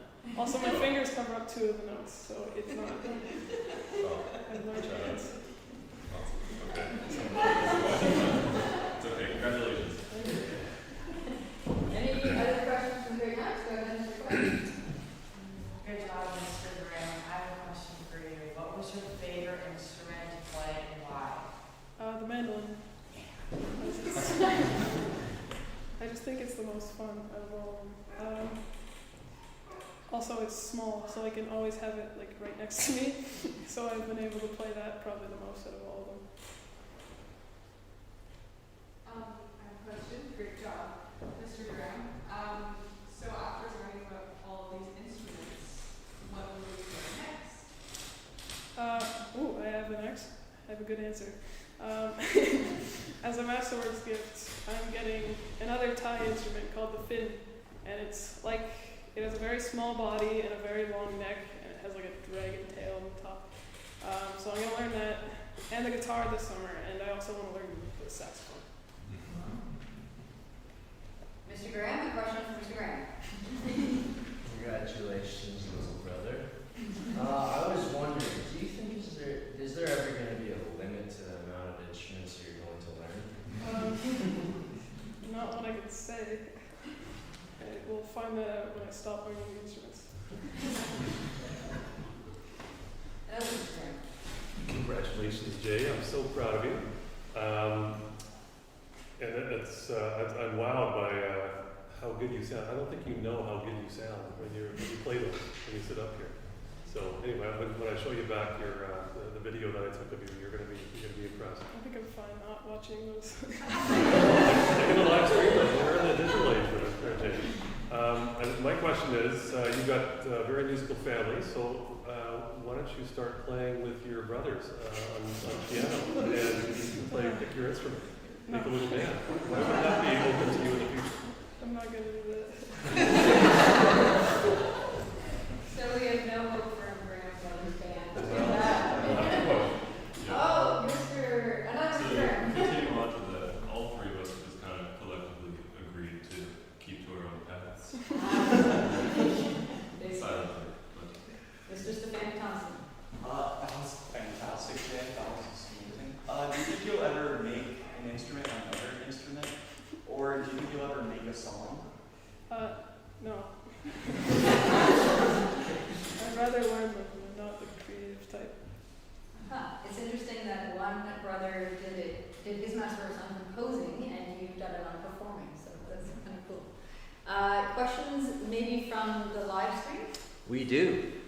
From Adrian, fantastic job, Jay. In your experience in travels around the world, how was music used to bring people together and build community?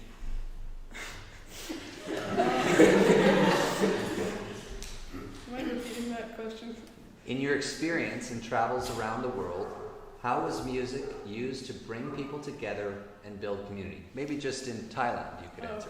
Yeah, in Thailand, well, I talked about the ancient music schools and how the Thai government are bringing them back. So I guess the schools are bringing new students together, and that could be a community of sorts. Right, and he has a second part. Do you feel we have enough music in our Canadian society? Music is everywhere. I think we have plenty. Very good, thanks. Here's another a series of questions from the grade 6. Out of all the instruments you play, oops, this was already asked, which is your favorite? Mandolin. The mandolin, right.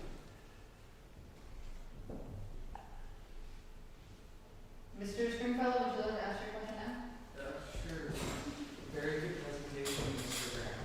So I was wondering, what is that bowl that the African instrument sits in? That's the amplifier. It's called Deze, and I have the microphone, so I didn't need that. Also, it's a lot harder to play in that, but it just makes it louder. One more. Yes, from Ted. Wow, that was a remarkable presentation, and you are a remarkable musician. I like the didgeridoo the best. Adding the historical background for each instrument was brilliant. I also liked how you featured instruments from every continent. Yikes, this was great. Well done. Here we are. Which is the hardest one that you had to learn? Well, they're all different. To me, the Mbira was the hardest, but to others, it would probably be the didgeridoo or, I don't know, bass. Didgeridoo, we'll go with. Yeah. And then how many lessons do you typically need from a teacher in order to learn how to play an instrument? It depends on what playing means to you. Because on the first lesson, I learned how to play my violin song on the mandolin, so that didn't take very long. But dulcimer, I didn't have any lessons. The didgeridoo, I learned a lot on my first lesson as well. The Mbira took a few lessons to get the songs down. The bass, I only had a few lessons, and I had 3 lessons with the picoi. And one more question from students. What is your favorite genre of music? I don't really have one. I just play the music. I don't really listen to much. Not a favorite. Thank you. Any more questions for Ben? How many lessons do you typically have a week? I know it's been different recently, but It depends which week. I have violin on Tuesdays. Sundays I have mandolin. Didgeridoo on Thursdays. I can have picoi once a month if I want it. I think that's it. So like 4 days. Mbira. Oh, the Mbira as well. So that's Saturday. so 4 or 5 music lessons a week. Yeah. Well, it shows. Can I ask a question about circular breathing? And, yes. Can you explain what that is? Okay. Circular Maybe breathing. demonstrate. Okay. Circular breathing isn't actually breathing circular, because you can't do that. What circular breathing actually is filling your cheeks, and instead of using your lung air, you use your cheek air to push just a little bit, and while you're pushing with your cheeks, you breathe in through your nose. So if you do that fast, it's kind of like a circle, but that's how it works. Was it difficult to learn? Not really.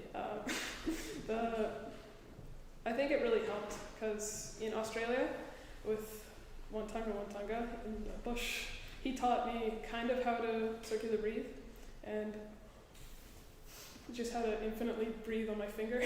So I was practicing that on the plane ride home. So by the time I had my first lesson with David on the didgeridoo, I could do it pretty well. Very cool. Any more questions on the floor? Okay, we have a special treat because Bob and Jay are going to play for us. You can stay, listen, or as you leave, that's fine, but I think we'll probably all stay and listen. Is that okay with you, Jay? Yeah. Okay, so they're going to play for us now. Bob's going to do backup for Jay. What are you playing, Jay? It's called Angela and the Baker. And what instrument? The mandolin. The mandolin. Okay.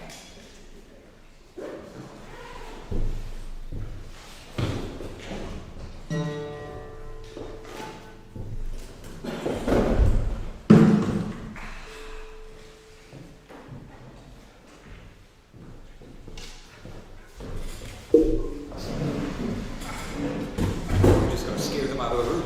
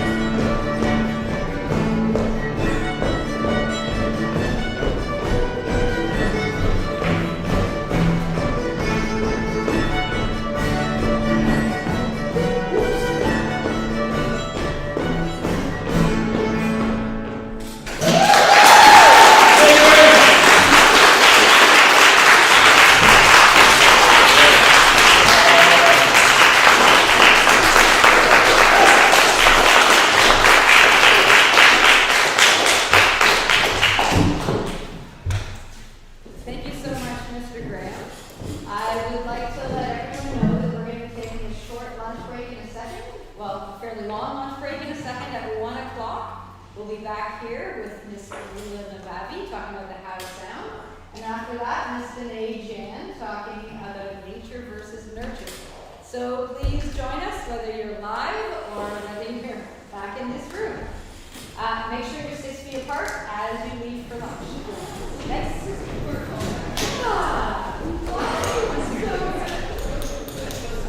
Hey, that was so good.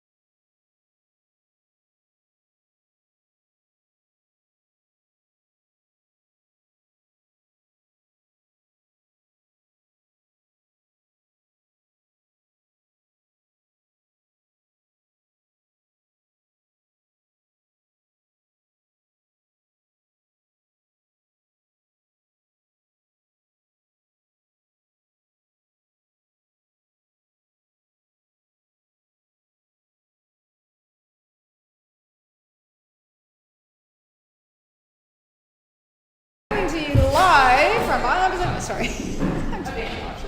You're all right.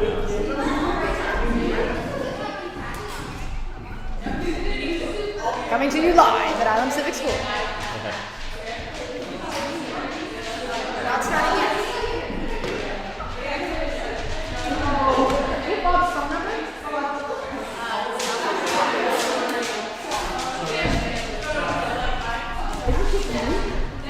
Come on, Cyrus.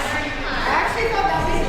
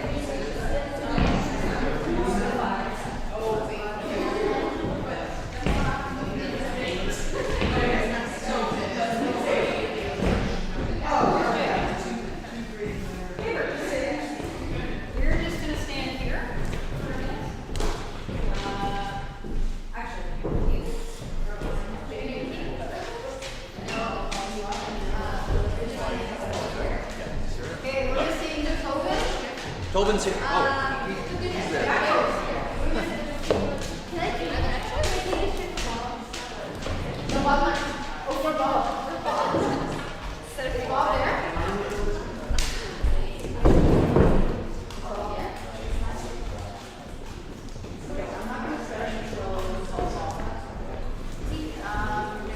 I'm gonna pause until I get a phone call to Bob.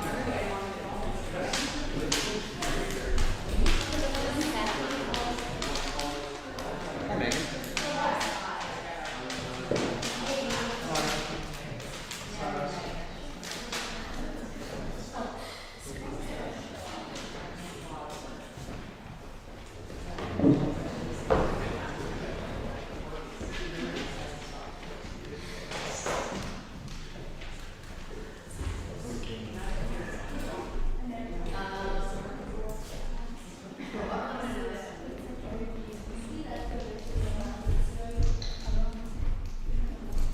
Okay, you just emailed 2 questions. So I promise. Anne's on the phone. Okay, or she's calling me right now. Or at least 3 of you not nervous now? At least 3 of you not nervous? I'm not really feeling the pressure. You haven't felt the pressure yet? Feel the pressure, it's good for you. Good thing can kickstart that. Pardon me? It does. Well, we're going to talk all about it. Let's see.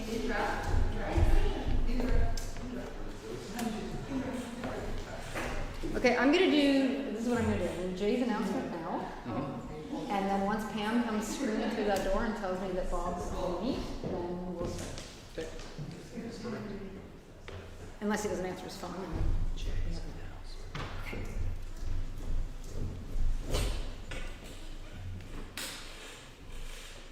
Hello everyone and welcome back to Masterworks 2020. Before I begin, I would like to make a very important announcement that Mr. Jay Graham has met all the requirements in the Masterworks program.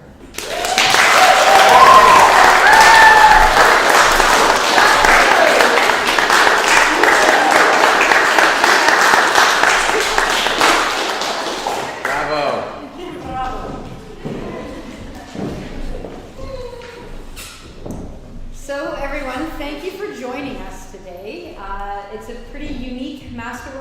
year, and we are happy that we can have a wider audience than just this room coming to us through our YouTube channel. So everyone who's watching, thanks for joining us. And also, if you have questions, please email them to youtube@go.islandpacific.org. So that's where your questions can go, and then we will ask them during the question period. Today, you're in for a big treat. We have 5 presentations today and then throughout the week. And these presentations are super varied. The students in grade 9, the end of their grade 8 year, they start really thinking about what they want to study for an entire year. They pick their topic, and then they are assigned a faculty advisor and an external advisor that can mentor them through the entire process. So we're super appreciative of those mentors because they really do give the student an incredible lens into the topic that they've chosen. So today is the culmination of a research project that's been going on for an entire year. They've written a 15 to 40 page paper, and then they have their presentation today that's about 20 to 30 minutes, and then a question period after that.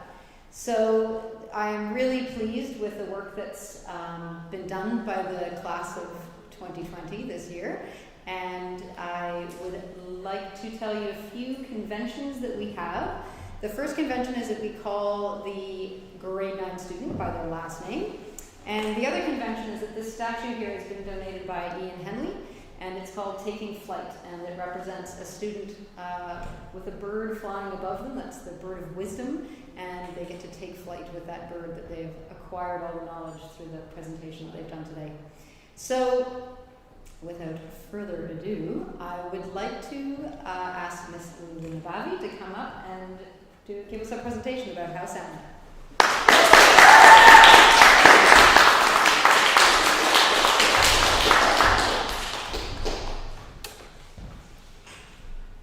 When I was little, I was scared of the ocean. And I don't just mean the water itself, I was practically terrified of whales, fish, and the drop-off. This is when I was pretty little. I had no problem with anywhere I could see the bottom, but as soon as I passed the drop-off, I was terrified. I don't know if it was not knowing what was under me or just how deep it was in general, but to see me on a paddleboard past the drop would be almost out of the question. For as long as I can remember, I have spent my summers at my cabin on Thormanby Island. Me being a swimmer, and as some would say a fish, I would spend hours swimming and jumping off nearly anything I could find into the water, as long as it was not over the drop-off. It wasn't until I was about 7 years old when I finally mostly got over my fear. It was a hot summer's day, and some of my friends and I were messing around playing in the shallow waters of the low tide. It was then that one of them decided we were going to swim over the drop. As the confident swimmers we were, we put on our goggles and wetsuits and began. We slowly waded out until we were about at the depth of our chests, then realized that the drop was right in front of us. Of course, everyone noticed that but me. They all stopped, but not realizing where I was, I kicked my feet off the ground and began to swim. And that's how it all started. I spent the rest of that summer and the many more to come practically living in the water. From cliff jumping to wakeboarding to water skiing, snorkeling, and boating, there's no stopping me. And that's how my love for the ocean has brought me here today. My name is Varroa Mites, and welcome to my Masterworks presentation, The Story of Howe Sound. How we can help to maintain and restore a healthy and diverse marine ecosystem of Howe Sound. Before I begin to talk about the past of Howe Sound and the damage of the sun, I'll set the scene and give you a little introduction. Howe Sound is an inlet of the Salish Sea. It is a spectacular island-filled fjord currently home to multiple First Nation groups, including the Squamish Nation. According to archaeological evidence, it has been inhabited by Indigenous people for at least 9,800 years. Despite everything, the land and islands are still used by Squamish and other First Nation groups for cultural practices today. A quote from Where Rivers, Mountains, and People Meet says that for the Squamish Nation, geography is at the start of everything. We are not exaggerating when we say that the mountains, rivers, lakes, and ocean have shaped our histories, customs, arts, and artisanship. Indeed, the landscape of Southwest BC has shaped who we are and the way we live. Despite its proximity To Vancouver, the largest city in BC, Howe Sound is teeming with life. From seals, whales, seabirds, and dolphins to less visible, but equally fascinating cloud sponge reefs, herring gulls, and humongous plankton populations, and more.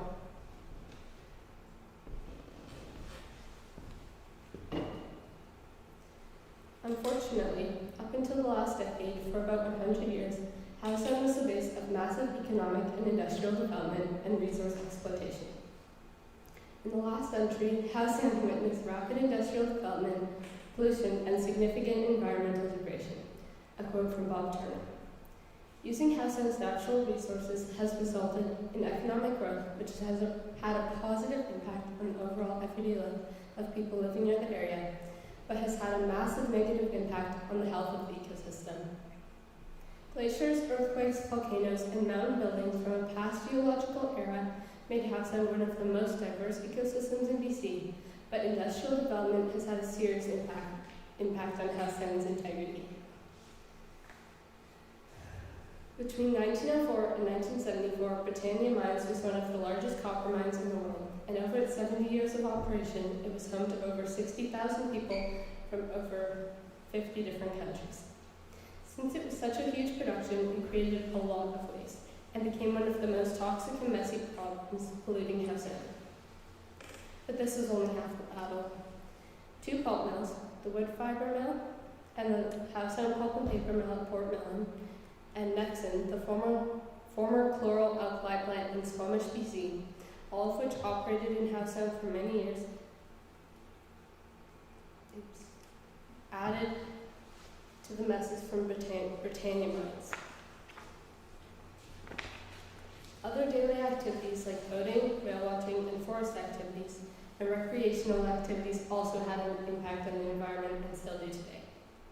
A lot of waste was created from these huge productions, polluting Howe Sound, destroying the marine ecosystem, and killing thousands of living creatures. As a result of all the toxic effluent that was released in Howe Sound through industrial development, all cetaceans, which are the whale family, disappeared from Howe Sound for almost 10 years, and there was a major reduction in phytoplankton in the 1990s. The waste from these productions destroyed the homes and habitats of many organisms, which had a domino effect on the entire ecosystem. Due to the dramatic reduction in phytoplankton production, ecosystems were impacted at every level. The chemical and mercury contamination from burning fossil fuels and the Nexon chemical plant resulted in the closure of commercial and recreational fishing in Howe Sound in 1971. Although Britannia Mines closed in the 70s, it was not until the late 1980s when fish began to return to Howe Sound, and Howe Sound was reopened for recreational fishing. Other things impacted by the industrial development in Howe Sound were prawn fishing, crabbing, salmon in smaller streams, and herring that once spawned in huge schools which had all but disappeared. Although things were looking bad at this time, people started to recognize the devastation that was occurring and began to act. The first bit of hope came in 1988 when Howe Sound Pulp and Paper began a $1.3 billion renewal process.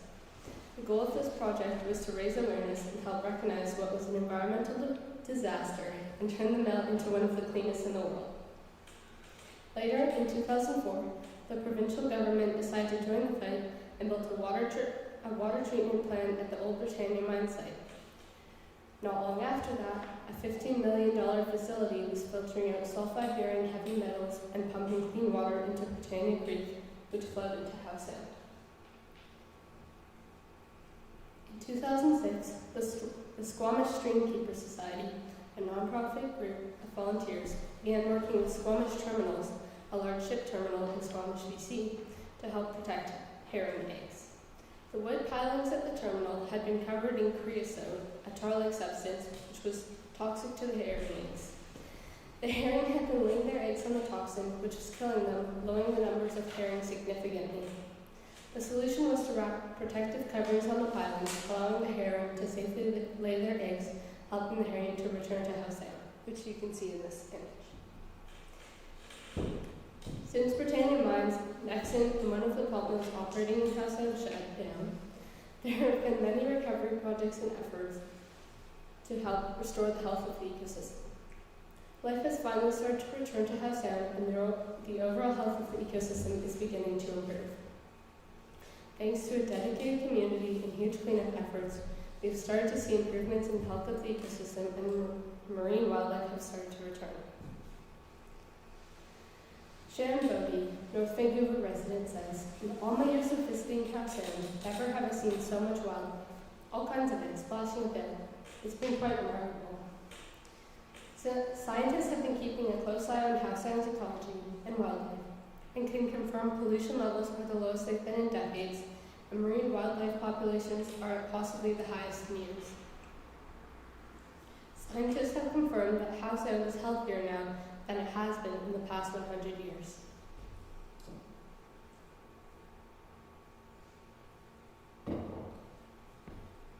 Although the overall health of Howe Sound ecosystem has improved, there is still more that can be done.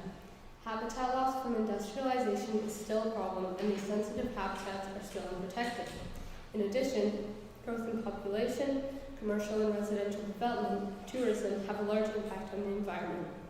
These popular activities rely on a healthy environment and are at risk due to rapid industrial development. Not only that, there is very limited enforcement of regulations, which means that these regulations are less effective at achieving conservation.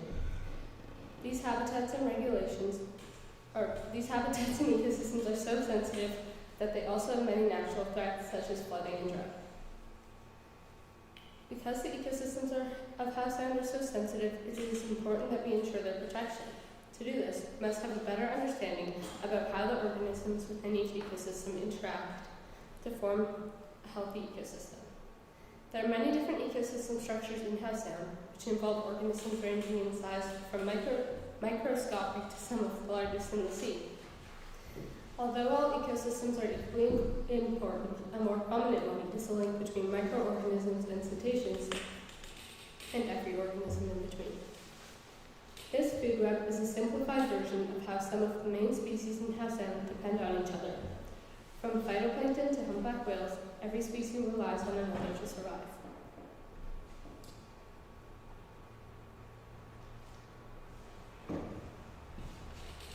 Plankton make up the base of the food web and are the primary producers of food in the ocean. There are microalgae that can be separated into two categories.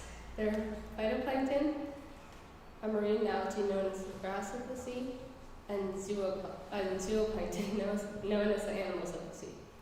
Phytoplankton feeds zooplankton, small forage fish, shrimp, and many more creatures as well. The zooplankton then feed jellyfish, salmon, forage fish, humpback whales, shrimp, and many other species of fish. All of these species then go on to feed others, moving up the food chain and ending in humpback and killer whales.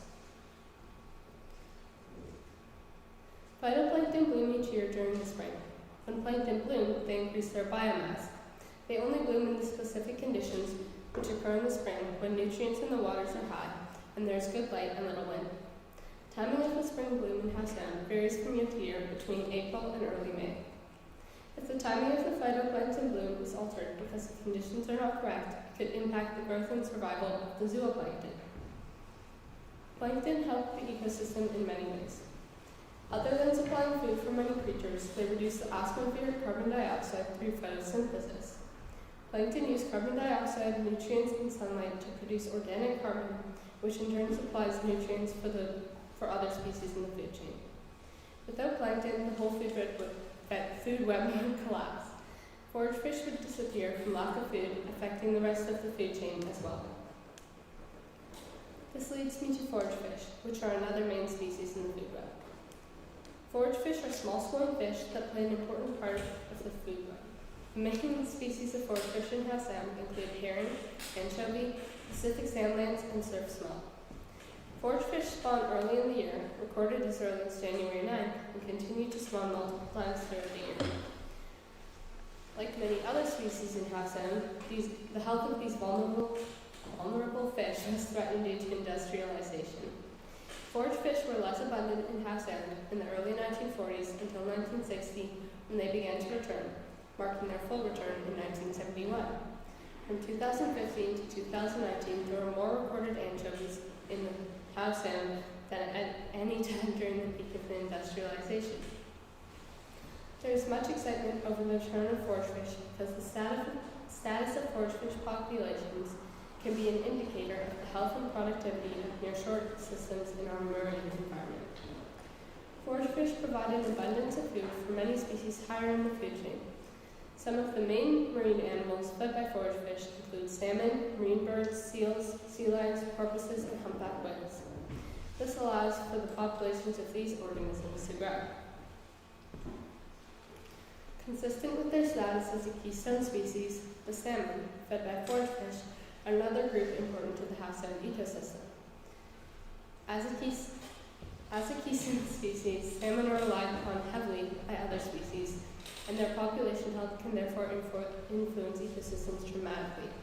Unsurprisingly, during the time of mass industrial development, the health of the salmon was dramatically impacted.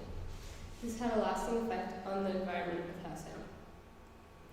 Salmon are important to house sound in many ways.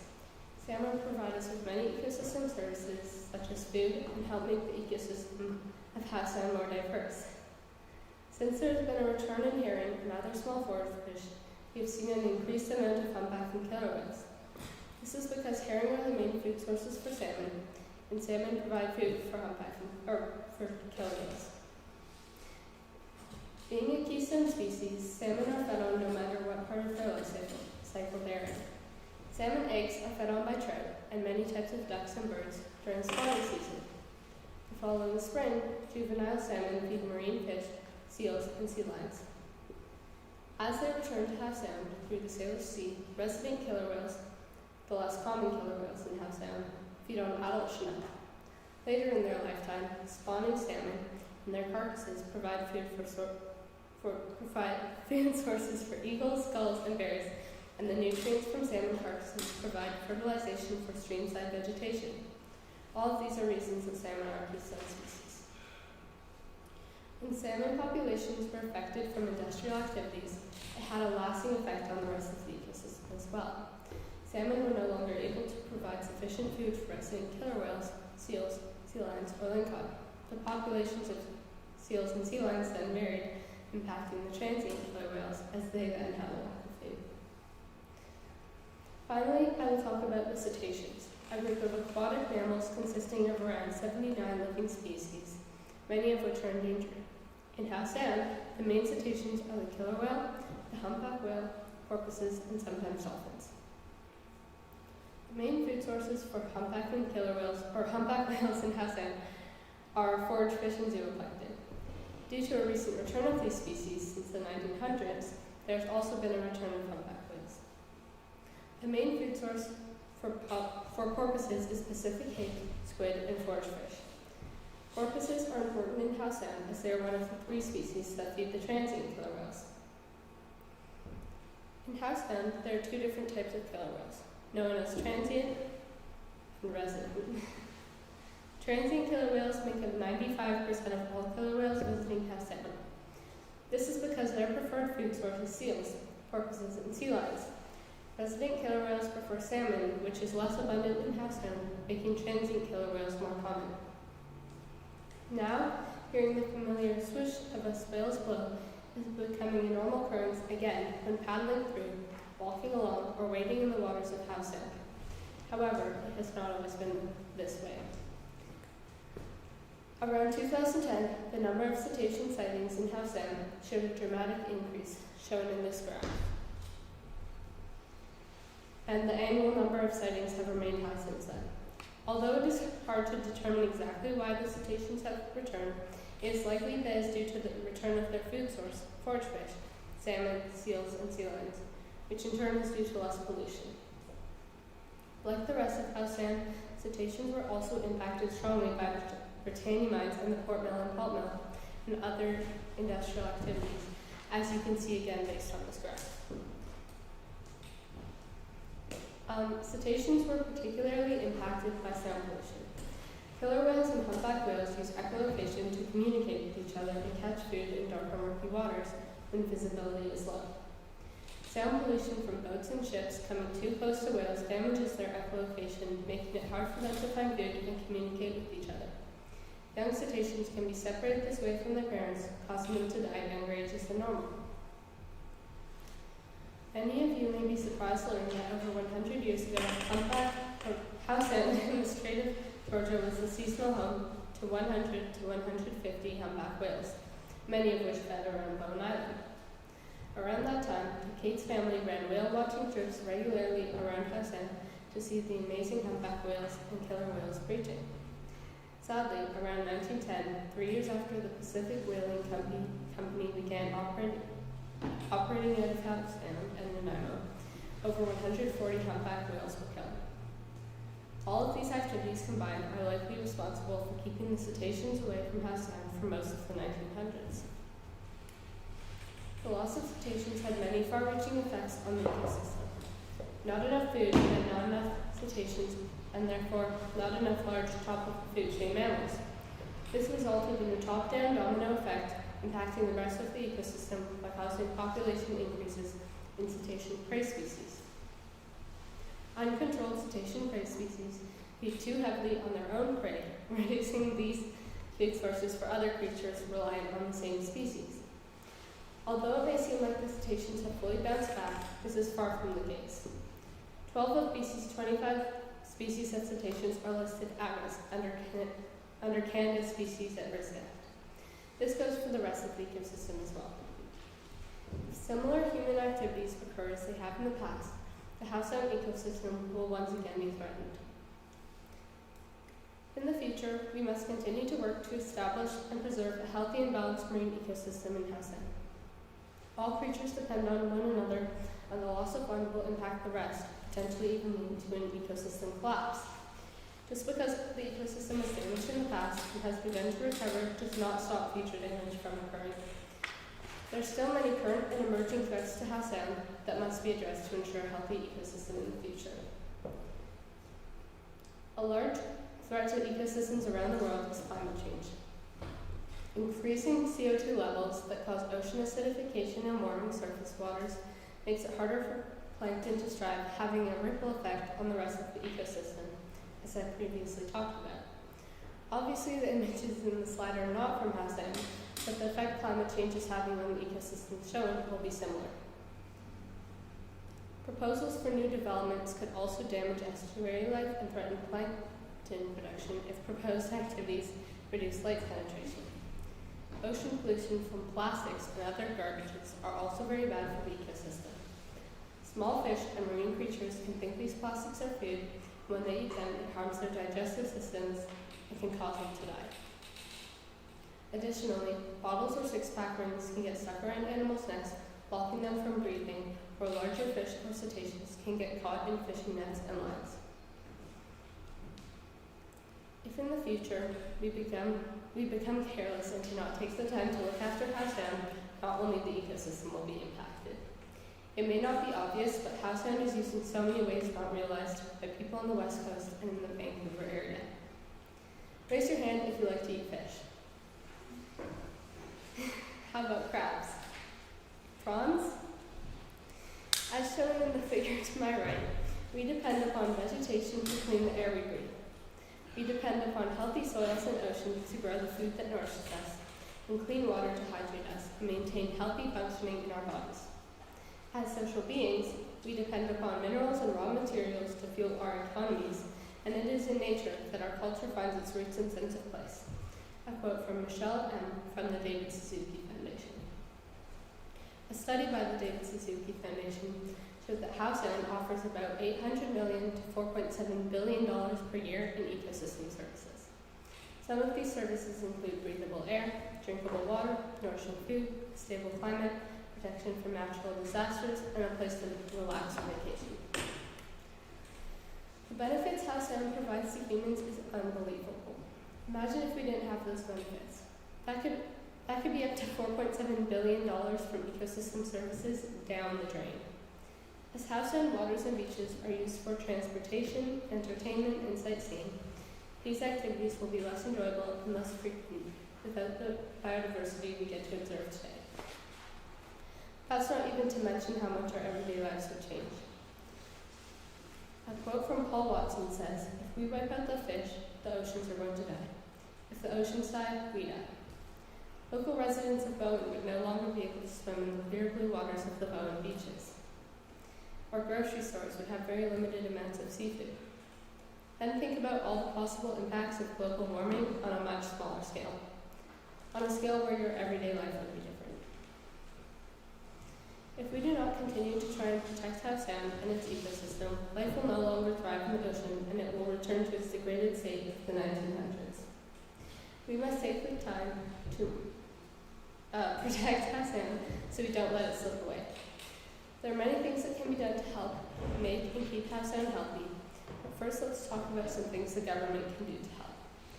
As the government plays a key role in decision making around the distribution of funding, there are many things the government can do. Aside from helping support the community in reducing climate change, there are some more simple things the government can do. As there's so much we do not know about the ecosystem, it is important to conduct proper scientific studies. Many surveys of populations of species in Howe Sound are outdated, and the government can play a key role in funding new surveys to help us learn more about our current ecosystem. Other things that can be done by the government on a more broad scale are creating and enforcing fishing and crapping regulations, not supporting commercial fishing, adding and creating more conservation and protected areas, legislating against the production and use of harmful chemicals and single-use plastics, and help increase public education about Howe Sound and how individuals can help. But getting help from the government is just half the battle. An important part of helping to restore and maintain Howe Sound's natural beauty comes from you. Let's take a look at how we can do this. Some simple things you can do with your family are mind your carbon footprint and reduce your energy consumption. Eat sustainable seafood. Use fewer plastic products, such as reusable containers instead of Ziplocs. Help take care of your beach by not littering and picking up garbage where you see it. Not purchasing items that may harm sea life, such as sunscreen that is not reef safe. Support and donate to organizations working to protect the ocean. Report if you see any whales with the Whale Report Sightings Network to help give scientists a better idea of the current state of whale populations. Help by making sure your house, school, or work is properly equipped with recycling and compost facilities. Or finally, help by influencing change in your community by simply telling a friend about what you learned today. Even such a small action, like picking up a piece of garbage off the beach, can help keep Howe Sound such an amazing place to live. While Howe Sound may be looking better, it is still recovering from a devastating past. Between 1904 and 1974, a wave of industrial activity took out most of the living life in Howe Sound, and it was not until just recently when things started turning around. Now that Howe Sound is in a delicate phase of recovery, it is more important than ever that we protect it. There are many things that can be done to help, big and small, but in the end, every little action helps in restoring this naturally beautiful place we call home. This project would not have been possible without the support of my family, my internal advisor, and my external advisor. First, I would like to thank my parents for constantly providing me with ideas and helping me through the process. Thank you for always believing in me and always seeming so interested in my Masterworks. I would also like to thank the first person on my advisory committee, my internal advisor, Fee. Thank you for always keeping me on track and giving me great suggestions. I honestly could not have done this without you. I'm so glad I got to work with you this year. I'm also extremely grateful for my external advisor, Bob Turner. Thank you so much for helping me decipher my complicated topic and helping me choose the path I want to take, and for taking time out of your busy day to meet with me multiple times. Finally, I would like to thank all of you for coming to my Masterworks presentation.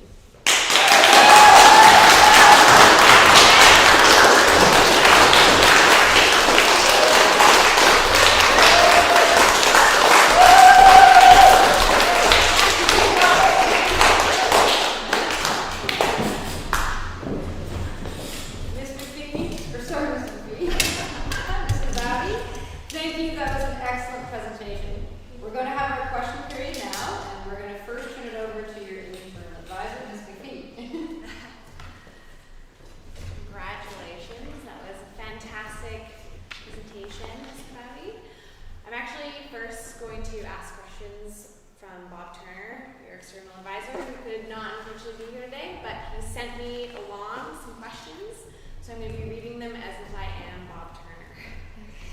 So, hello, Leela. How fitting that you're presenting your excellent research on the marine ecosystem of Howe Sound on the day that we are celebrating World Oceans Day. I so appreciate that you chose to learn about your local ocean, how it works, and how we can protect it. First question. So, as Bob Turner, I'm curious. You started your presentation by telling us how you came to love the ocean. So I wonder now, how has this Masterworks exploration changed your relationship with the ocean, particularly your local ocean of Howe Sound? Well, I guess learning more about the ocean near my home and like kind of how everything works has kind of made me think about it differently. Like, I don't know, just the other day on the ferry, somebody dropped a piece of garbage or something and it almost flew off the ferry and said, we don't want to hurt the fish. And then just then I thought about like kind of how everything works and how that could like, in a more broad scale, impact everything. So, yeah, I don't know. And another question. Here's another thing Bob is curious about. You identify many potential actions that people can do to assist Howe Sound. If you were to start an advocacy group to promote one of those actions and the solution to it, which issues or solution would you choose? What audience would you focus your message on? Well, I think I'd try to probably help with climate change because that's something that impacts ecosystems everywhere, not just oceans. And I'd probably try to target everyone. I don't know, I think I'd try to focus on promoting like going vegetarian or vegan or eating like less dairy products and meat because, as I'm sure a lot of you know, that huge, like the production of dairy products and meat has a huge impact on the environment. So, Great. And in conclusion, Bob would like to say thank you, Leela, for throwing your considerable energy towards learning about and sharing with us all the marine ecosystem of Howe Sound. It has been a pleasure to be part of your learning journey. He is keen to see where you go. Thank you, Bob. Good questions. And my own questions. Based on all the discussions we've had over this year, we've had to make some really hard decisions on what relationships to highlight and how much detail to go into in each of them because it's such a complicated system as you've had to tackle this whole year. Imagining that you were a master's student doing your graduate studies and you had a full other year to keep researching, what among the research that you've come across would you like to address further or add on to this project that you've done so much with already? yeah, well, there's a lot of interesting things within Howe Sound marine ecosystems, but probably if I could look at something else, I would look at glass sponge reefs because they seem like a super cool kind of ecology unto themselves. And I don't know, there's not a lot known about them, but they seem really important. Cool, great. And my last very important question. When was the last time you were in the ocean and when will be the next time you're going to go? Well, I actually came back from my cabin yesterday, and in the morning we spent some time playing in the low tide and like skimboarding and stuff. And the next time, hopefully soon. Me too. Well, thank you so much, and that was fantastic. Thank you. Well done, Mr. Batty. I'm wondering if you swim over, do you still get a drop in your stomach when you swim over the drop off? No, I'm used to it now. Okay, we're going to turn to questions from the floor. So grade 9, raise your hands. Give us some good ones. Ms. Willis. Great presentation, Mr. Batty. I was wondering if you consider having a career in marine biology in the future. Well, I have definitely thought about it, and possibly. It's probably one of my options. Okay, we're looking forward to your master's on glass sponge reefs. So, Ms. Jen. That was a great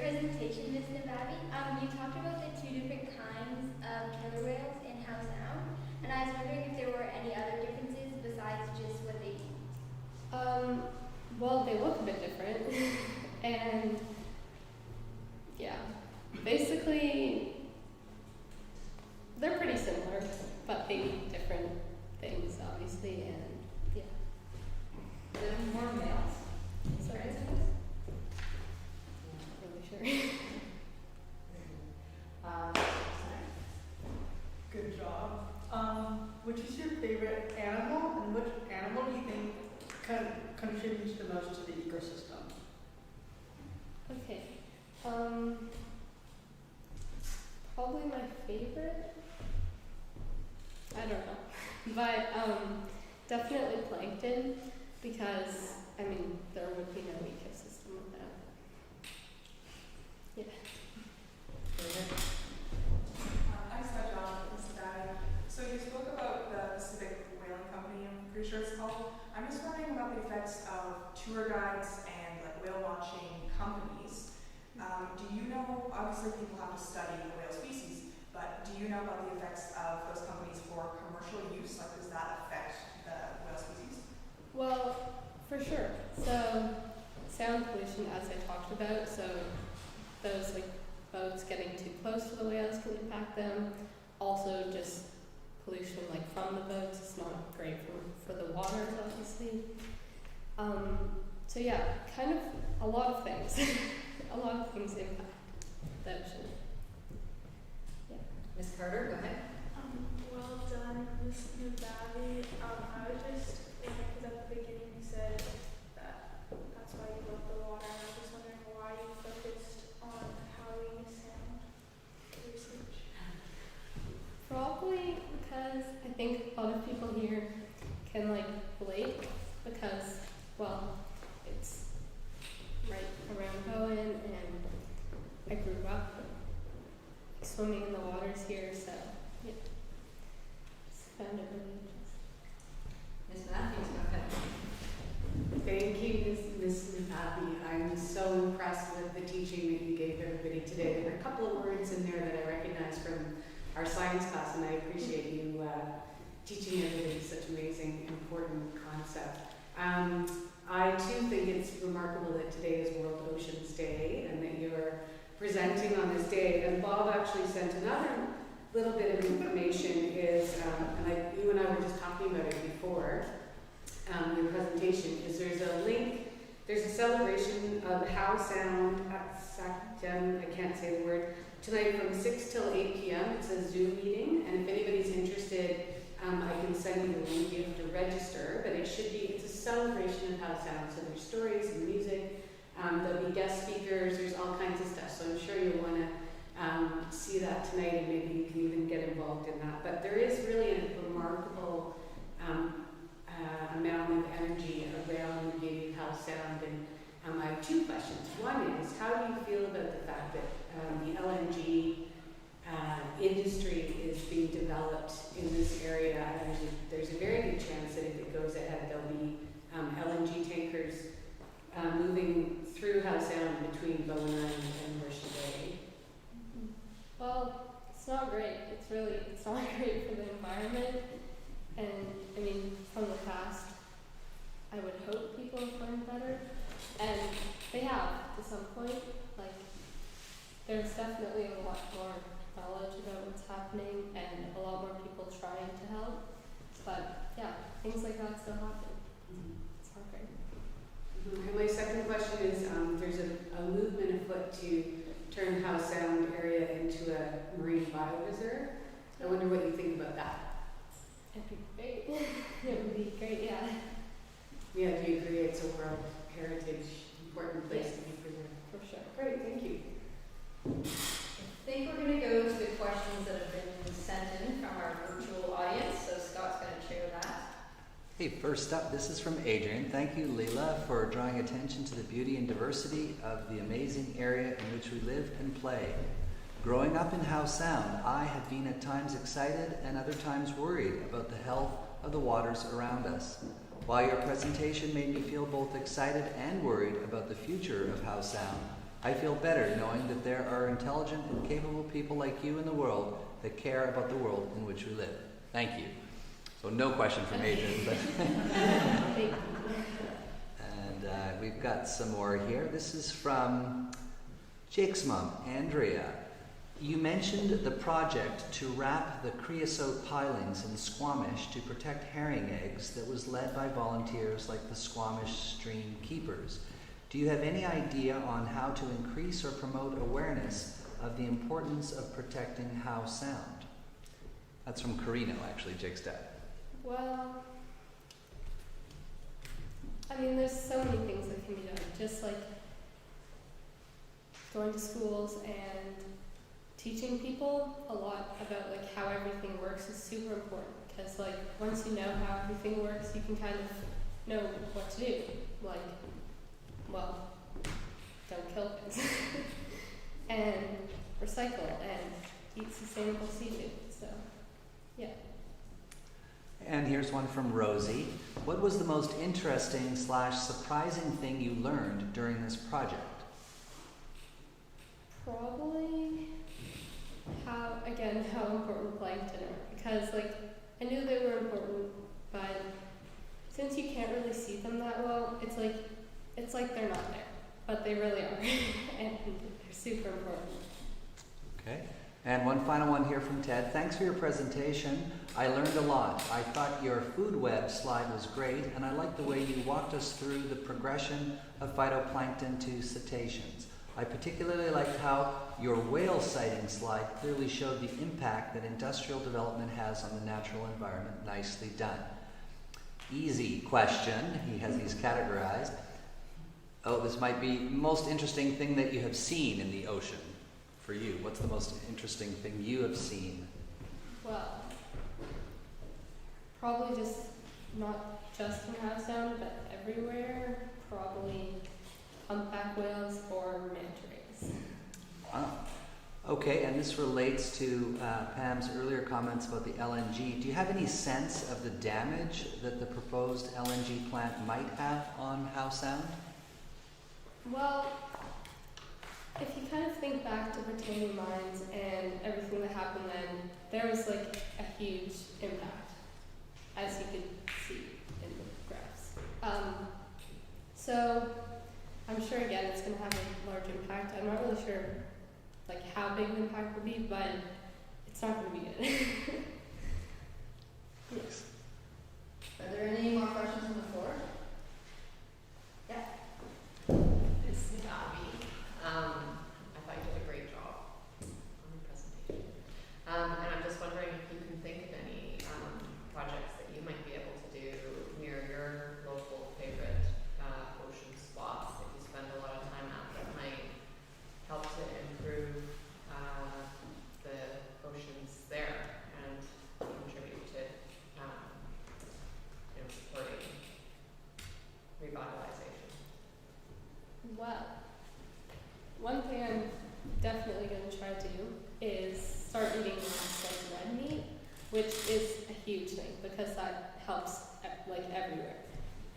And I think definitely trying to get more people to do that is a good thing to do. And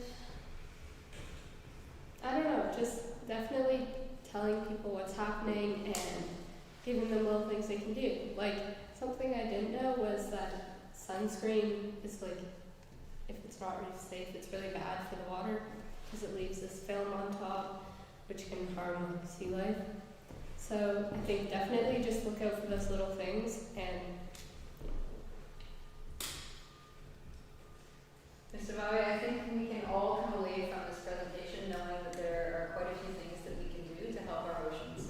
But I'm really excited that you talk so much about plankton because it's the building block, and you guys probably don't know a lot about plankton because everyone focuses on the whales and the dolphins and the killer and the orchids, and those are sometimes called the charismatic megafauna. They're the big animals that everyone wants to see. Nobody really wants to see a cute little plankton.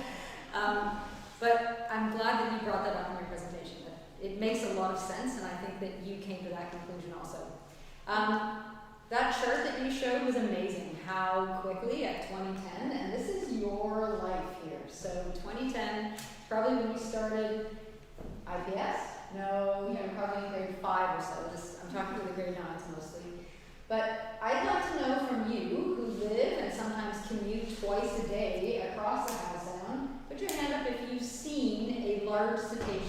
killer whale, humpback, porpoises. So 20 years ago, we would not have seen this in Canada. And Leela, I'm so impressed that you have brought this to our attention because it's a very good news story that's happening in your lifetime right now. It's affecting all of you. So I guess to conclude, thank you, Mr. Bobby, for bringing this to us today. So well done.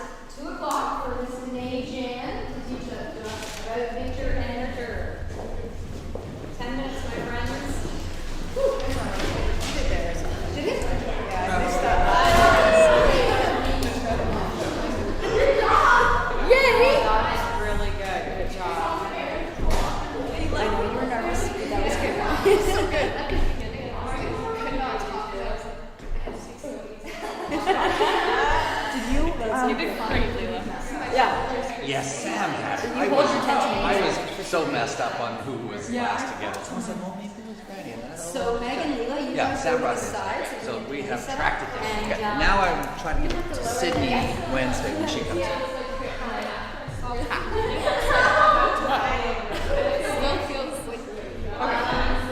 I'm low-key and then I'm going like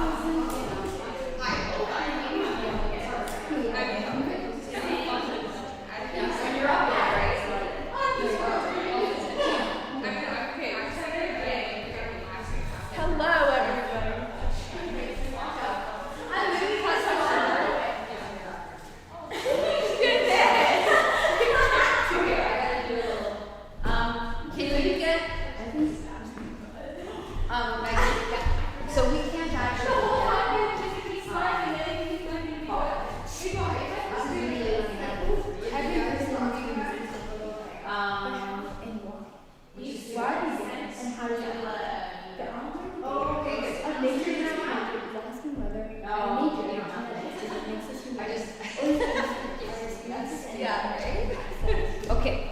Okay. Good luck. Good night. Don't worry, I don't have any videos. Yeah, all you have to remember, new girl, is not here when you want to point here. Like, watch. Okay, that's the first one, right? Yeah. Okay, let's open her up and see. Beautiful glass. Oh, I wonder, we're probably on live stream right now. Oh, that's embarrassing. Before I jump around. Well, I'm just as bad for that. Okay, that's great. Give me another few. Oh, yes. Yeah, it's funny how it's automatic, isn't it? Okay, you're good. There's one animated GIF. Yes. It's fine, it works. Okay, good. Go to it and check.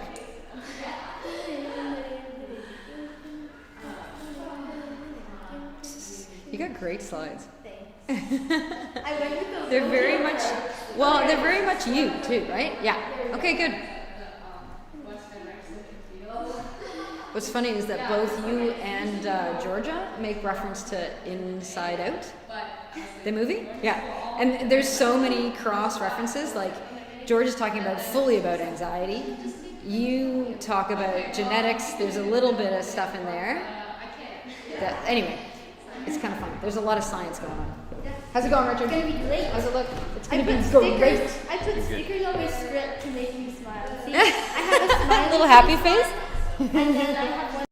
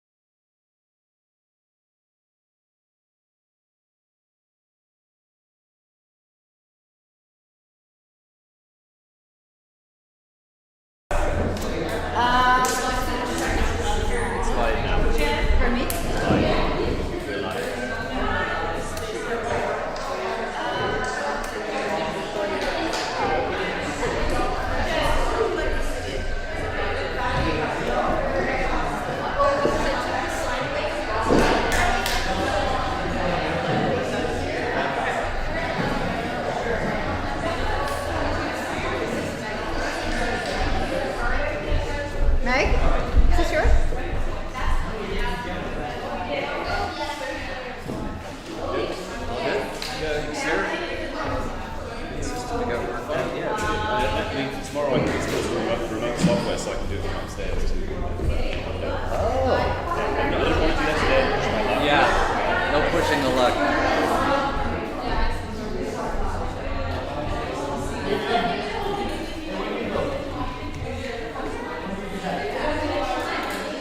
Yours working on your side. Yeah, it's smoother for you. It's working for sure. You know, there's always complications. Things are always more complicated than they were, right? Well, day one, no better luck. How's your last week? It's okay, yeah. We could get that mic linked to that one, it would be nice. Like having side by side. Does that not show all the chairs? Well, but you know what? I find when I'm over there, all I see is the mic. I don't get to see the kids' mouths. So I'm just trying to find a bit.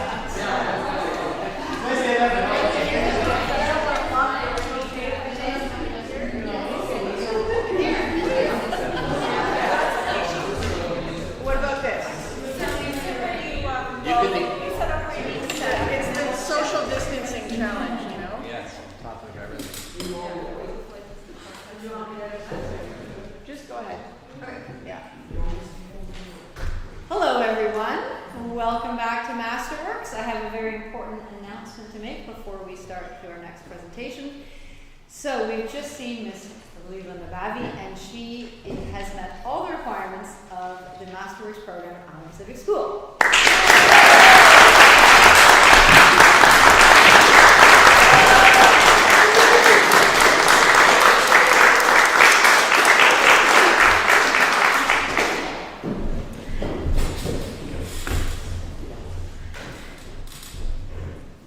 So thank you everyone for joining us today. This is a unique Masterworks 2020 because of coronavirus. We have most of our audience watching us virtually on our YouTube channel, our IPS YouTube channel.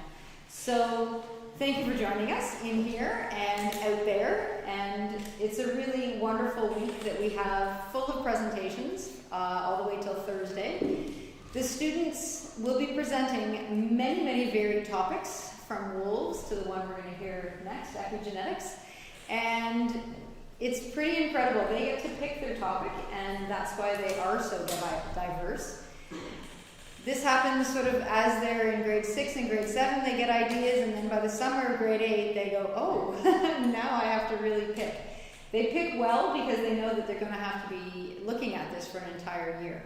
And what we have found in actually the research that we've done with our grads is that a lot of them take this, what they've studied in grade 9, through into university and into the jobs that they do sometimes. So it's quite an amazing program that we run. So the students are what makes it amazing. They have researched with the help of a faculty advisor from the school and also external advisors we are hugely grateful for the time and effort that they put into our students. They've been guided and mentored through their investigation. They've written a 15 to 40 page paper, which is, I've read all of them, they're incredible, and so detailed. Today, though, you get sort of the distillation of the best parts of the research.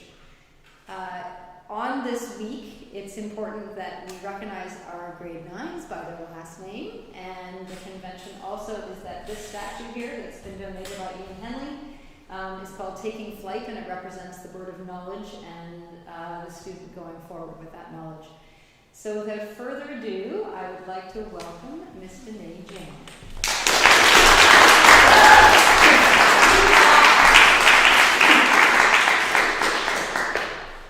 Every person in this room is distinct from another. We are all different and special in our own way. But how and why? Why are we different and how does that happen? The ongoing debate of nature versus nurture is asking whether our nature, our genetics, is what makes us who we are, or is it our nurture, our experiences and environmental impacts that make us who we are? So, before I begin, I would like to ask what you all think. Raise your hand if you think it's nurture. Raise your hand if you think it's nature. And raise your hand if you think it's both or you don't know. Well, to make this a little more interesting, let's have a small competition, shall we? So, right down the middle, we'll split it, and everyone on this side of the room, including the grade 6 and 7s watching from home, is Team Nurture. And then everyone on this half of the room, including the grade 8s and anyone else tuning in, is Team Nurture. So let's hear it from Team Nature. And to the side, Nurture over here. Okay, so throughout my presentation, I will be giving points to each side to ultimately see who wins the battle of nature versus nurture. Hi, my name is Danae Jan, and welcome to my Masterworks presentation titled Born This Way or Made This Way, an investigation of the environmental and genetic influences on personality, which, trust me, not as complicated as it seems. So, to start off, let's take a look at my family. I tend to be very extroverted, while my brother tends to be more introverted. Even though we have many similarities, we have very different personalities. As you can see, I did not enjoy the golf game as much as my brother. My brother and I share the same parents, which means our genetic makeup is similar but not the same. We are also raised in similar conditions. For example, we did the same after-school activities, such as baseball, biking, and soccer. So, was it our genetics or our experiences that shaped us into the people we are today? I never really thought much about people's differences until I got older and more curious, and that's when I started noticing it more. The person in class who would always be glued to a book, or the person always cracking jokes. And it made me wonder why we are all so different. And this curiosity led me to my Masterworks topic. In this presentation, I will talk about genetics, epigenetics, personality, structure and function of the brain, twins, and my own case study. Now I just listed off a whole bunch of things, and you might be wondering, how do they all connect? Well, each of these things individually make up who you are as a whole. So by looking at them, we will be able to get a better understanding of why we are the way we are. The basis of life is DNA, which in turn results in your makeup of your genes. It is the foundation of who you are. DNA is located in the nucleus and a small part located in the mitochondria. It is the carrier of genetic information. Sections of DNA come together to form genes, and many genes together form chromosomes. People inherit 2 sets of chromosomes, one from each parent, which is why every person has 2 copies of each gene. Most genes have 2 alleles, a dominant and a recessive. An allele is just a form of a specific gene. For example, the eye color allele. There can be many different alleles, blue, green, brown, etc. So let's say you get a blue eye allele from your mom and a brown from your dad. Your eye color will be brown because the brown allele is the dominant while the blue is the recessive. Genes act as instructions to make molecules called proteins. To function properly, each cell relies on thousands of proteins to do their job in the right place at the right time. Sometimes changes in the gene called mutations prevent one or more of these proteins from doing their job. I would say right off the bat, that's 1 point for Team Nature. Meiosis is the basic of genetic inheritance. It is used for just one purpose of your body, the making of gametes, which are sex cells, commonly known as sperm and egg cells. When the sperm and egg cells meet, they fuse together in a process called fertilization. Each cell, the sperm and the egg, contribute half of the genetic makeup of the offspring. There are 2 phases of meiosis, meiosis 1 and meiosis 2, which I will briefly discuss now. Before going through meiosis, the cell makes a copy of all its DNA. Prophase 1, all the chromosomes line up in their homologous pairs. Homologous pairs contain the same gene in the same part of the chromosome. When they pair up, they go through a process called crossing over, where the pairs swap parts of their DNA. This creates diversity within the traits that an offspring inherits from the parents. It is also common for there to be more than one crossover. There can be up to 25. The next phase is metaphase 1, when the chromosomes randomly line up in the middle, also known as the equator, and get ready to be pulled apart into 2 different sides or poles. After metaphase 1 comes anaphase 1. This is where the homologous pairs get pulled apart into their 2 different poles. Finally, in telophase, where the cell divides into 2 haploid cells, cytokinesis occurs. Haploid cells meaning it only has half the chromosomes. In meiosis 2, it is a much shorter process. It is just like meiosis 1, but with the haploid cells made from meiosis 1. The result is 4 new haploid cells. In humans, the product of meiosis is sperm and egg cells. The haploid cells are not identical. There can be many different variations because of crossing over and how they line up with the equator. Now you can understand why children tend to look a bit like both parents, and even their grandparents, and can even have some of the same talents. Dang, that's 2 points for Team Nature! Now we're going to look at epigenetics, or more like epic genetics, am I right? Epigenetics is one of the main factors of why we change. Epigenetics takes the influence from our life and impacts it at the genetic level. It is the combination of nature and nurture. Epigenetics is the study of changes in the not change the underlying DNA sequence. It changes how the cell reads the gene. On a genetic level, what's happening is a chemical compound is added to a single gene that can control the gene's activity. It's like if you're on a boat and you were to add a captain to the boat that can control where and what the boat does. The captain of the boat are like the epigenomes. They are the chemical compound that can be attached to a gene. Epigenetic changes can turn a cell's activity on or off or stop certain cells from producing proteins. So it's like your captain stopping the ship from moving or becoming a trade ship. It has control. The impacts of epigenetics can vary between different people, which is why we can be so different, because of the experiences we have that not every person has. Epigenetic changes, or the lack of them, can lead to genetic disorders such as cancer, metabolic disorders, and degenerative disorders. However, epigenetics are also positive as they differentiate our liver cells from brain cells by activating or deactivating proteins. So, then do you get your parents' epigenetic tags? Well, not exactly. Inside the sperm and egg cell, almost all the tags are reset to allow the child to make their own. However, usually around 1% do not get reset. Therefore, you may have some of your parents' epigenetic tags.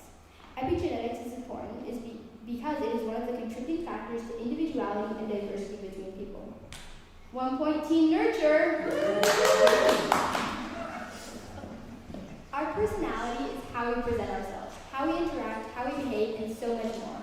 Personality is interesting to me because no one has the same personality as anyone else. And before this project, I didn't even know how to classify personality. Now I know that there are 4 different perspectives on how to view personality. Psychoanalytic perspective, humanistic perspective, trait perspective, social cognitive perspective. All of these different perspectives help us understand and explain why we behave the way we do. Psychoanalytic perspective on personality was developed by the psychiatrist Sigmund Freud, who believes that things in the unconscious mind could be revealed in a number of different ways, such as dream analysis, free association, and ink blots. The humanistic perspective focuses on psychological growth, free will, and personal awareness. It takes a positive outlook on human life and how everyone can reach their own potential. The trait perspective, also known as the Big Five, is centered on identifying, describing, and measuring specific traits that make up human personality. The social cognitive perspective emphasizes the importance of observing others, self-efficiency, situational influences, and self-regulation of behaviors. I chose to focus on the Big Five trait theory because it is the most popular and very easy to understand. It is also very easy to see the differences in personality when comparing two people. The Big Five trait theory aligns you among 5 traits that describe out the difference between people. These traits spell out ocean: O for openness, C for conscientiousness, E for extroversion, A for agreeableness, and N for neuroticism. For each of the traits, there is a scale or range of 2 extremes. It is important to note that one extreme is not better than the other. The first trait is openness, which features insight and imagination. People who are high in this trait have more hobbies and are more willing and eager to learn and try new things. People who are lower in this trait are often more traditional and may struggle with thinking about abstract ideas and may resist new ideas. Conscientiousness. This features good impulse control, thoughtfulness, and goal-directed behaviors. People who are high in this trait tend to be more organized and mindful of details. They think about how their actions affect others and are mindful of deadlines. People who are lower in this trait are more likely to procrastinate, make a mess, and dislike a schedule and structure. Next is extroversion. This is easily one of the most well-known traits, which is characterized by excitability, sociability, talkativeness, assertiveness, and high amounts of emotional expression. Someone who is high in this trait enjoys being the center of attention, likes meeting new people, and they often gain energy by being with others. They have a wide circle of friends and don't think before speaking.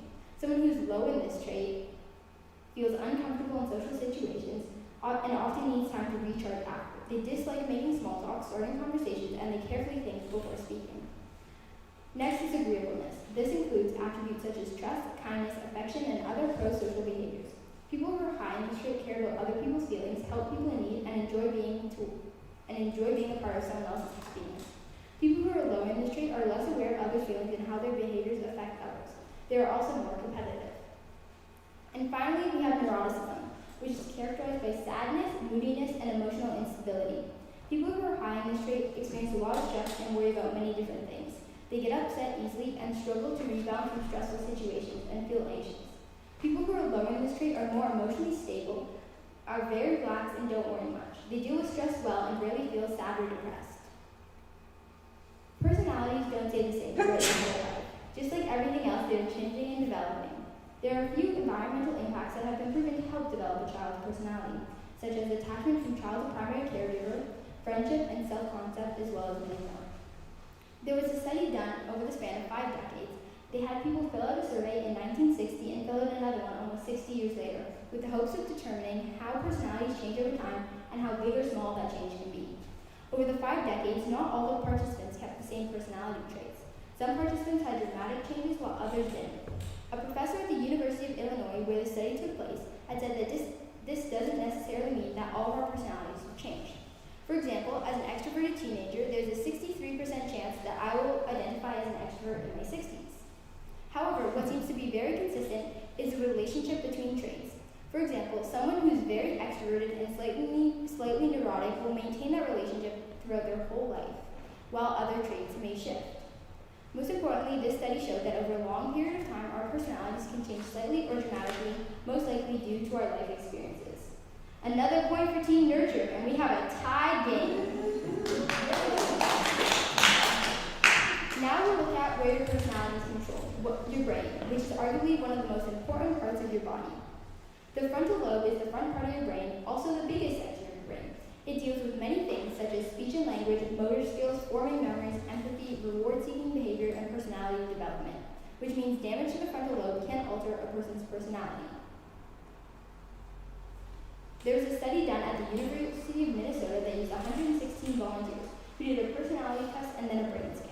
The results found that there are many links between size and parts of the brain and personality. For example, everyone knows that extroverted people like to be in social situations and gain energy off each other. This is because they are more motivated to seek reward. The part of the brain that considers reward is called the orbitofrontal cortex, which is above and behind your eyes. This tends to be bigger in more extroverted people. All of the big 5 traits, except for openness, are found to be related to the structure of your brain. This doesn't mean that your personality is fixed at birth. Experiences change the development of your brain, which can in turn impact your personality. This is just another example of the combination of genetics and experiences that can influence your personality. 1 point for each side.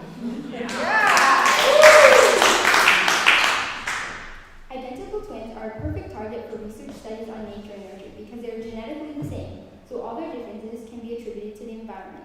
So we'll start off by looking at the different types of twins. There are 3 different types of twins: identical, fraternal, and semi-identical. Fraternal twins are basically just siblings that share the womb. They started as separate eggs fertilized by separate sperm. They share the same amount of DNA as any siblings would. Identical twins started out as 1 fertilized egg, and very early in the development the egg splits into 2, which means they have the exact same DNA from their mom and the exact same from their dad. There can be a small genetic difference in identical twins when the egg divides. There can be changes in the genome that can lead to this difference. So, based on what I said, can anyone make any guesses on what semi-identical twins would start out as, knowing as fraternal twins started as 2 eggs and 2 sperm, and identical twins started out as 1 egg and 1 sperm? Okay, well, semi-identical twins are very rare, and they start out as the same egg, but it gets fertilized by 2 different sperm. Usually it doesn't survive. However, sometimes the egg can divide into 2, creating 1 egg fertilized by 2 different sperm. These twins share the same copy of DNA from their mother and a different copy from their father. As a part of my Masterworks, I did a study on identical twins. My goal was to find out if it is possible to identify personality differences that are due to the environment in identical twins. In other words, I'm looking at how the environment impacts their personalities.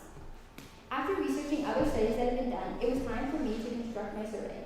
I divided my survey into 5 sections: personality, likes and dislikes, hobbies and interests, environment growing up, and questions about your twin. My goal was to have a survey that could be done in 15 minutes or less and still give me all the information I wanted. After I wrote all the questions for my survey, I got a pair of twins to look over it and make suggestions. Then it was time for me to send out my survey. I sent out my survey to around 12 sets of twins and received 7 pair of twin responses back. Once the results started rolling in, I had to analyze the survey.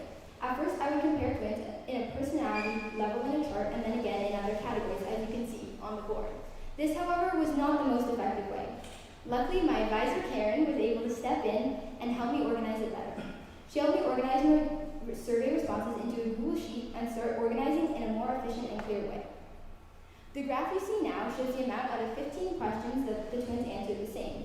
The majority of the twins got more than 7 questions Twins are all labeled by letters along the x-axis, and the amount of questions they got the same is on the y. For the graphs you're about to see, I divided the personality section into each of the big 5 traits: openness, conscientiousness, extroversion, agreeableness, and neuroticism. In the survey, there were 3 questions for each of the traits. So from the 3 answers, I averaged them and made the graphs comparing the twins side by side. For example, one question asked, do you like to spend time with others? The possible answers could be 1, no, not at all, 2, rarely, 3, sometimes, 4, most of the time, and 5, all the time.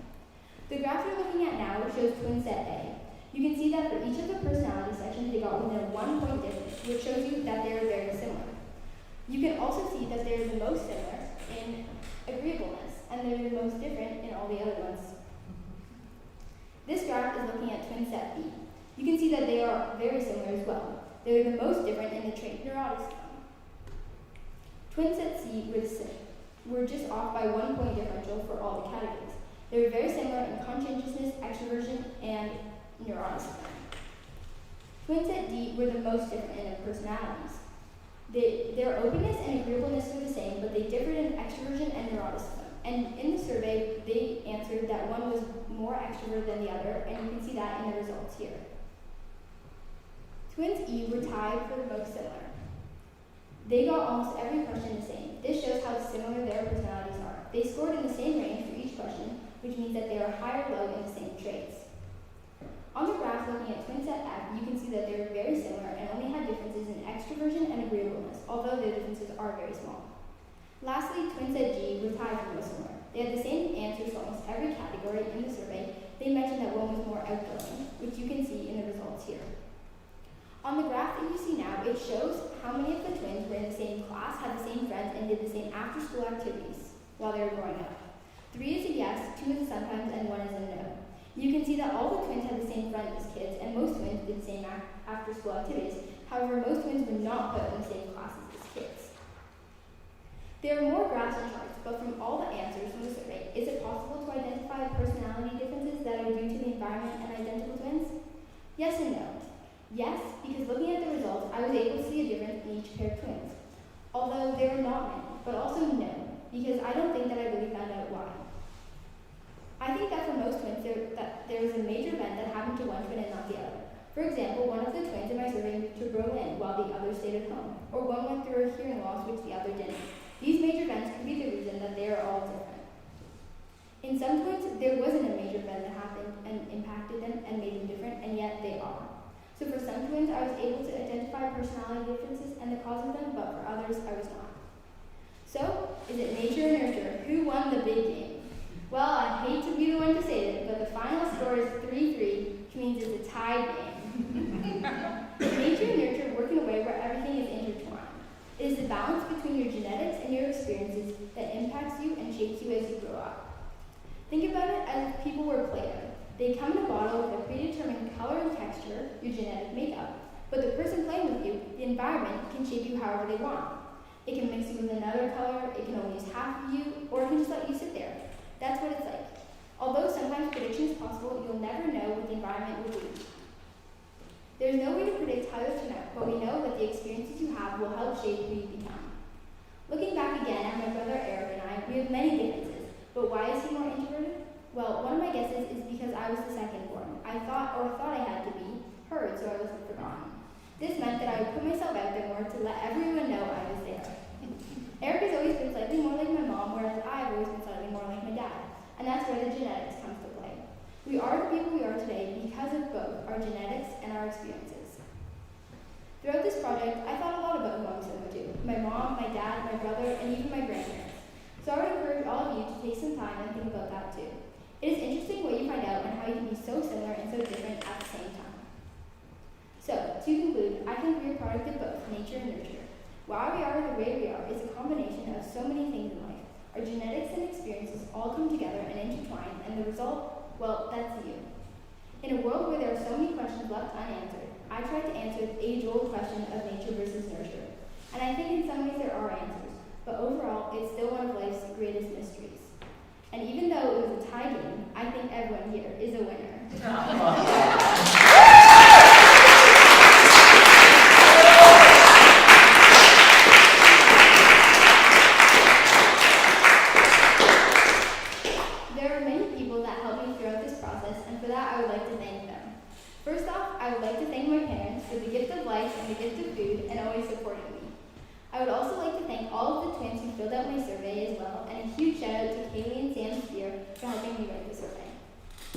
I would also like to thank the one and only Jennifer Henderson, because she was always there for us. She read over everyone's paper and always made sure we were on track.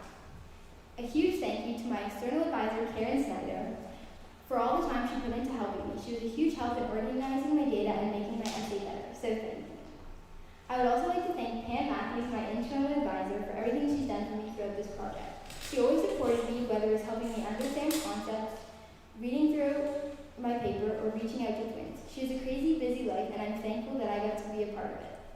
Lastly, I would like to thank all of you for coming or tuning in to my Masterworks presentation.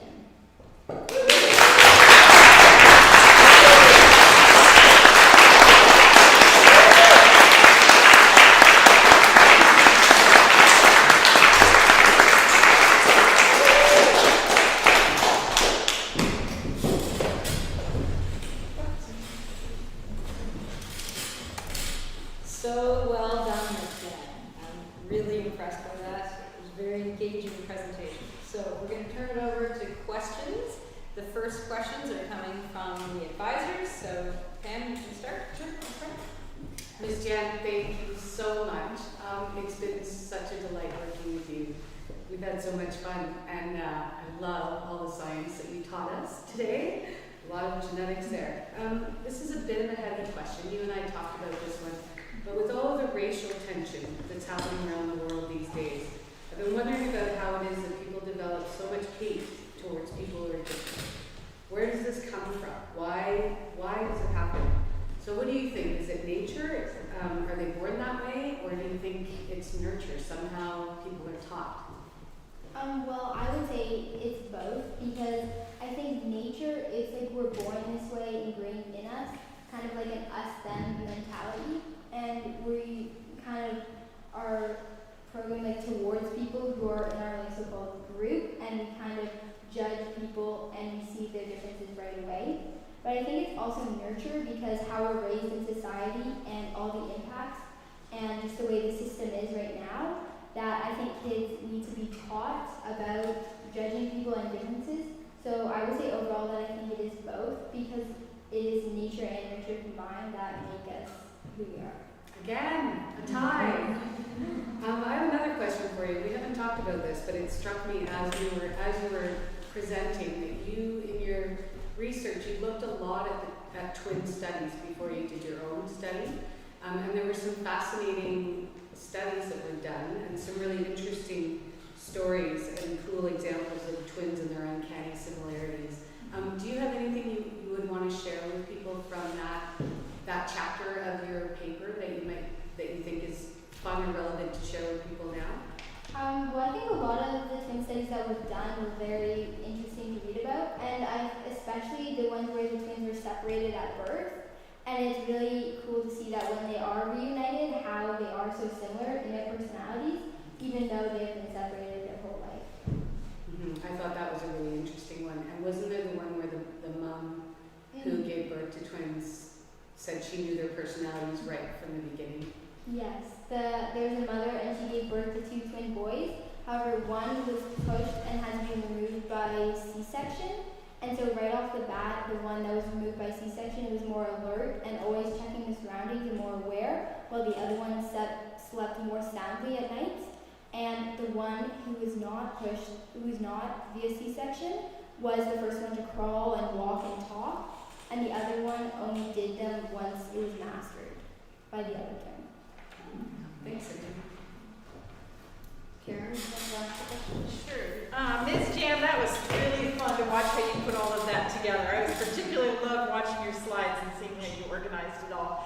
And that really is what my question is about, because you covered a lot of territory, from the inner workings of DNA to the brain to reproduction to personalities in the 5 different ways, and then you went and did your study with twins. And I just wanted, I don't know that you thought you were going to be doing Google surveys when you started out thinking about your Masterworks or data visualization and such. And I was just wondering if you could describe what pieces of the learning process or things that you were doing, as well as the content, really struck out at you as being not what you expected or something new, and which ones you might think you might end up using again.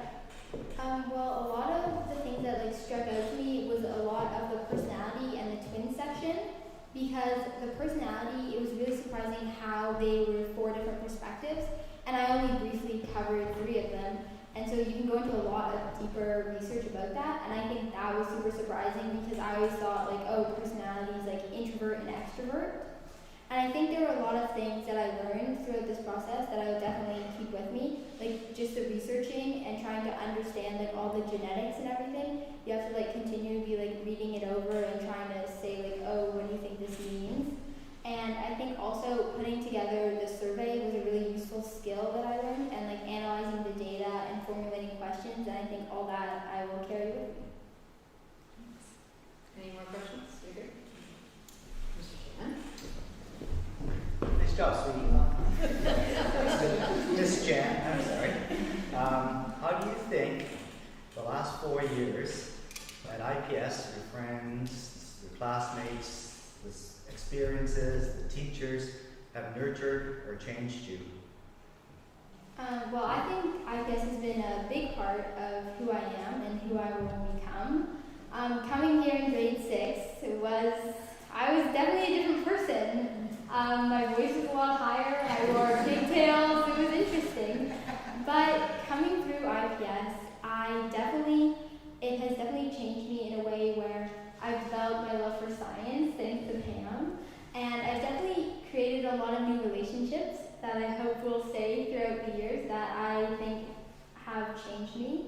And being a leader at IPS definitely has helped, and IPS has made me definitely ask why to a lot of questions. So like when you're learning something, to ask, well, why is it like that? Or why did this happen? And to really deeper your understanding of the topic. So, yeah. Any questions from the floor? Ms. Willis? Excellent presentation, Ms. Jan. I was wondering, do you think that if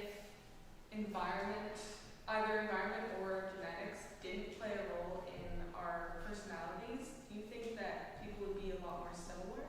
Or what do you think about that?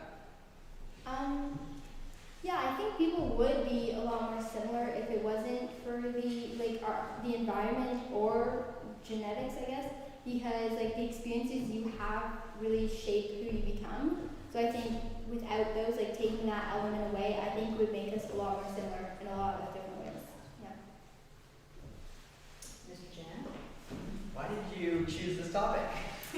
Well, from a young kid, I noticed our differences, and I just thought, well, why am I the good-looking one? And I thought, well, maybe I should look into this, and so I did. We're going to come back. Okay, 6 questions. And the plugging line. Mr. Santos. I'm just wondering, that was really good.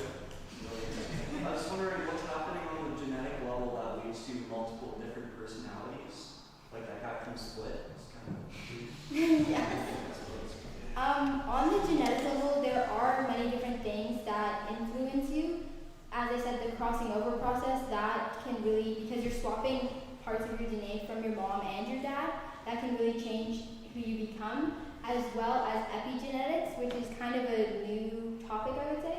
And that is because it's changing your genes because it's changing on a genetic level, that really impacts your personality as well. So I'd say those two are really big factors in why you're different on the genetic level. Good job, Ms. Jan. Do you think being an introvert or extrovert is dependent on your environment? I think it is dependent on your environment in some ways, because if you grow up with let's say 6 other siblings, you're gonna fight for your dinner plate or fight for your food, or you're gonna kind of put yourself out there more, versus other people who are single only child. They can, based on your environment, it can, I guess, impact your personalities, I would say. This is a bit of a weird one. So we all know from science classes that there's dominant and recessive genes. Mostly we've tested them for physical Do you know if anyone's tested personality traits and whether extrovertism is dominant over introvert? I did not come across any of that in my research, if like being an introvert or an extrovert is related to dominant or recessive genes. But I would say I could see how there is a connection, because when a gene is like dominant or recessive, it means that it is like producing more proteins towards that gene. So I feel like in a way that I could see the connection to those being related. Interesting. A question from Ms. Jan. Or Ms. Selby. Great job, Ms. Jan. Thank you so much. My question for you is, you didn't talk about gender. And I'm wondering, when you think about nature versus nurture, especially with twins, if gender plays a role at all, or if you feel that gender would play a role at all. I think that in some ways gender does play a role. One of the things that I didn't talk about is like epigenetic changes. There was this study on PTSD from prisoners of the war, and down in the male line only, you could see results of being a prisoner in the war. So they kind of went through the same kind of PTSD, even in like great-grandchildren, but that was only on the male side of the family, and it did not impact the female side at all. So I think that in some ways there is like the sex component, whether it's like male or female, it does impact it a little bit, but I'd say overall it's not a major factor. Thank you. Scott, do you have questions from our audience? Yes, so let's start, must be a relative. I have Marlene Jan. Thank you for your excellent presentation, Danae. Question, do you think having a sweet tooth is a result of nature or nurture? Well, I think that is definitely a result of my nurture, as well as a little bit of my nature. Me and my cousins do both have a sweet tooth, but I think that is also because we were raised like in my grandparents' house, and we would put marshmallows in our oatmeal in the morning, and so I think that also did have was an influence of why we have a sweet tooth. Thank you for your answer, and from your adoring fan club in Burnaby. And I had a question, if I can. So through your research, Danae, and you're talking about the epigenetics side of things, I'd heard, but maybe you could comment on how, once the fertilization has happened and the exchange of the chromosomes has taken place, etc., and you've got your DNA, that later in life there can be factors, maybe natural factors or otherwise, that actually change the DNA. Did you find anything like that? I just remember hearing something about that in the news. I'm curious what you found. Well, with like epigenetics, it changes how the cell reads the DNA. So it wouldn't change the actual underlying DNA, but there could be like chemical compound that's added that can change the way that the cell gets read. So that can produce more or less proteins, or inactivate or activate the cell. Okay, so did you find anything though about actually changing DNA? No. Okay. Thanks. Thank you. Karen, go ahead. Ms. Jan, I just realized that there was a piece of your Masterworks that you didn't discuss during your presentation here, which was also about evolution, which was a whole other level and ties into this conversation now about whether there might be an advantage or a disadvantage to being an extrovert or an introvert, or whether there might be an advantage or a disadvantage to passing your genes on to the next generation from having a sweet tooth, for example. Can you talk about that a little bit, about how evolution might play a role in genetics, because that's, after all, what we're doing is passing our genes on to the next generation? Yes. Thank you. Well, I researched evolution, and I researched some of like the founding scientists who played a big part. And there were two main theories by Charles Darwin and Lamarck, and one was natural selection.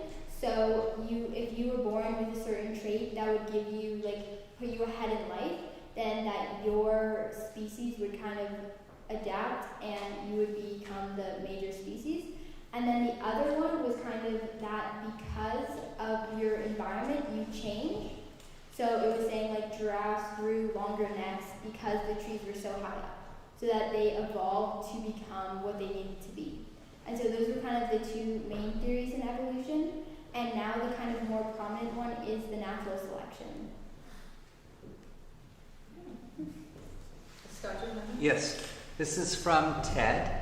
Wow, you packed a lot of sophisticated content into this presentation. I could barely keep up. A great idea, by the way, to build the nature versus nurture game to keep us focused. Questions. What slice of the massively complex overview that you presented with us today do you want to pursue? That is, do you want to be a psychologist, a scientist, a researcher, or what? I would say a lot of what I research really interests me. I don't really see myself becoming a psychologist. You know, I do like interacting with people, but I don't think I could be a psychologist.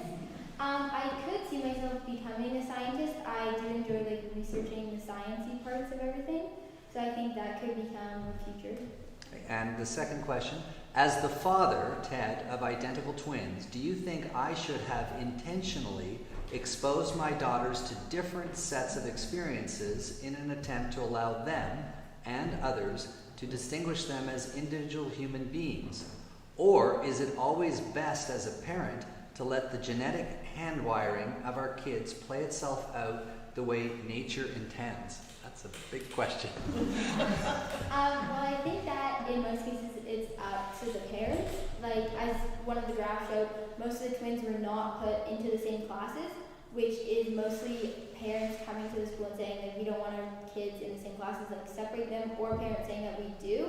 And a lot of twins, like you see a lot of twins, they get dressed the same by their parents. So I think it is like a parent influence whether the twins are the same or different. And I think that it is kind of up to the parents whether they want their twins to be kind of like, oh, you guys are the twins, or oh, you guys are really different twins.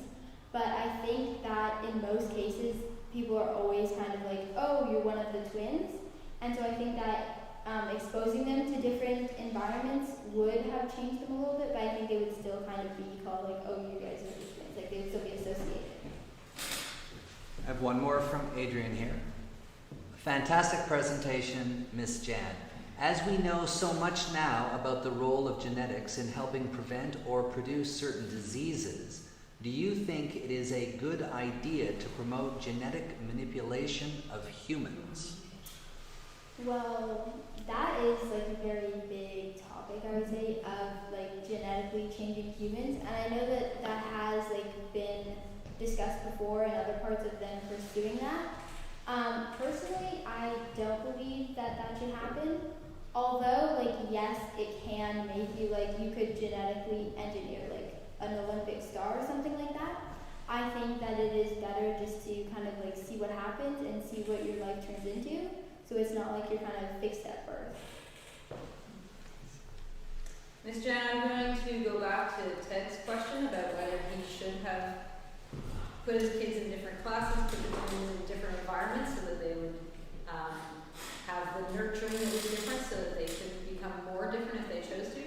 There's actually a movie on Netflix, I don't know if anyone's seen it, about a study that was done in secret in the 60s where they took twins and triplets and they took them from their mothers, and the mothers had to agree to it, but they put them in very different homes. So the story focuses on triplets that were put in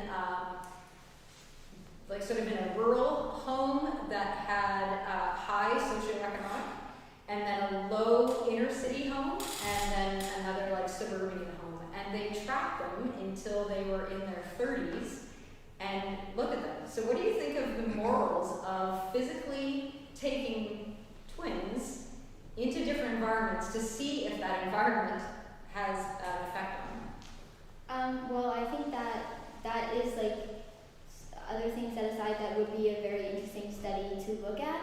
However, taking kids away from their parents and then separating them and kind of like lying to them their whole life is kind of, I would say, like morally wrong. And I mean, although they did kind of get the mother to sign off on that, they probably waited till like they were like really old to tell them that they were like siblings and they had other people like them and they had a whole different family out there. So I think that in some ways that is a little bit wrong.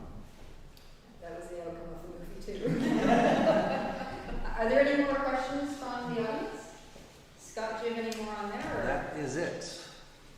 Okay, I am going to, after that great talk that we've had in question and answer form, and also an incredible presentation, I'm going to decide, with a nod from Pam, I think, yes, and from Karen, that you have indeed met all the requirements of the Masterworks of 2020.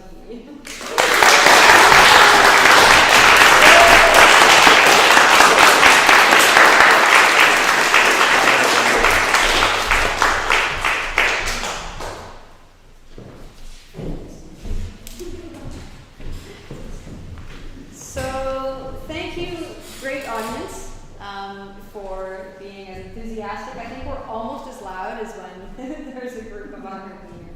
So that's great to see. And thank you everyone virtually who's been sending in questions and has been engaged all day in these Masterworks presentations. I'm just going to give you the rundown for tomorrow because there's more coming. So, Jada will be speaking about teaching French as a second language at 9 o'clock tomorrow. Hunter will be speaking about the future of medicine. Rose will be talking about decision making. Tobin talking about wolves of North America. And at 2 o'clock, Colin will be speaking about catching light evolutions in chemistry. So please join us on the IPS YouTube channel. And we look forward to seeing everyone again tomorrow. Thank you.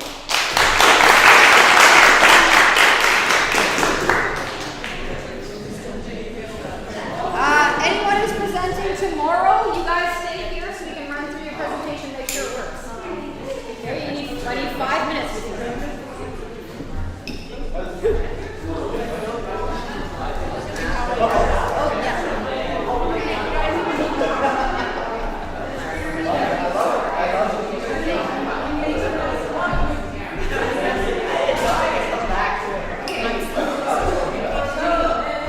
And Hunter and Rose and Jada and Colin, here he is. Okay, you guys, who has embedded videos? Okay, hold on. Jada does.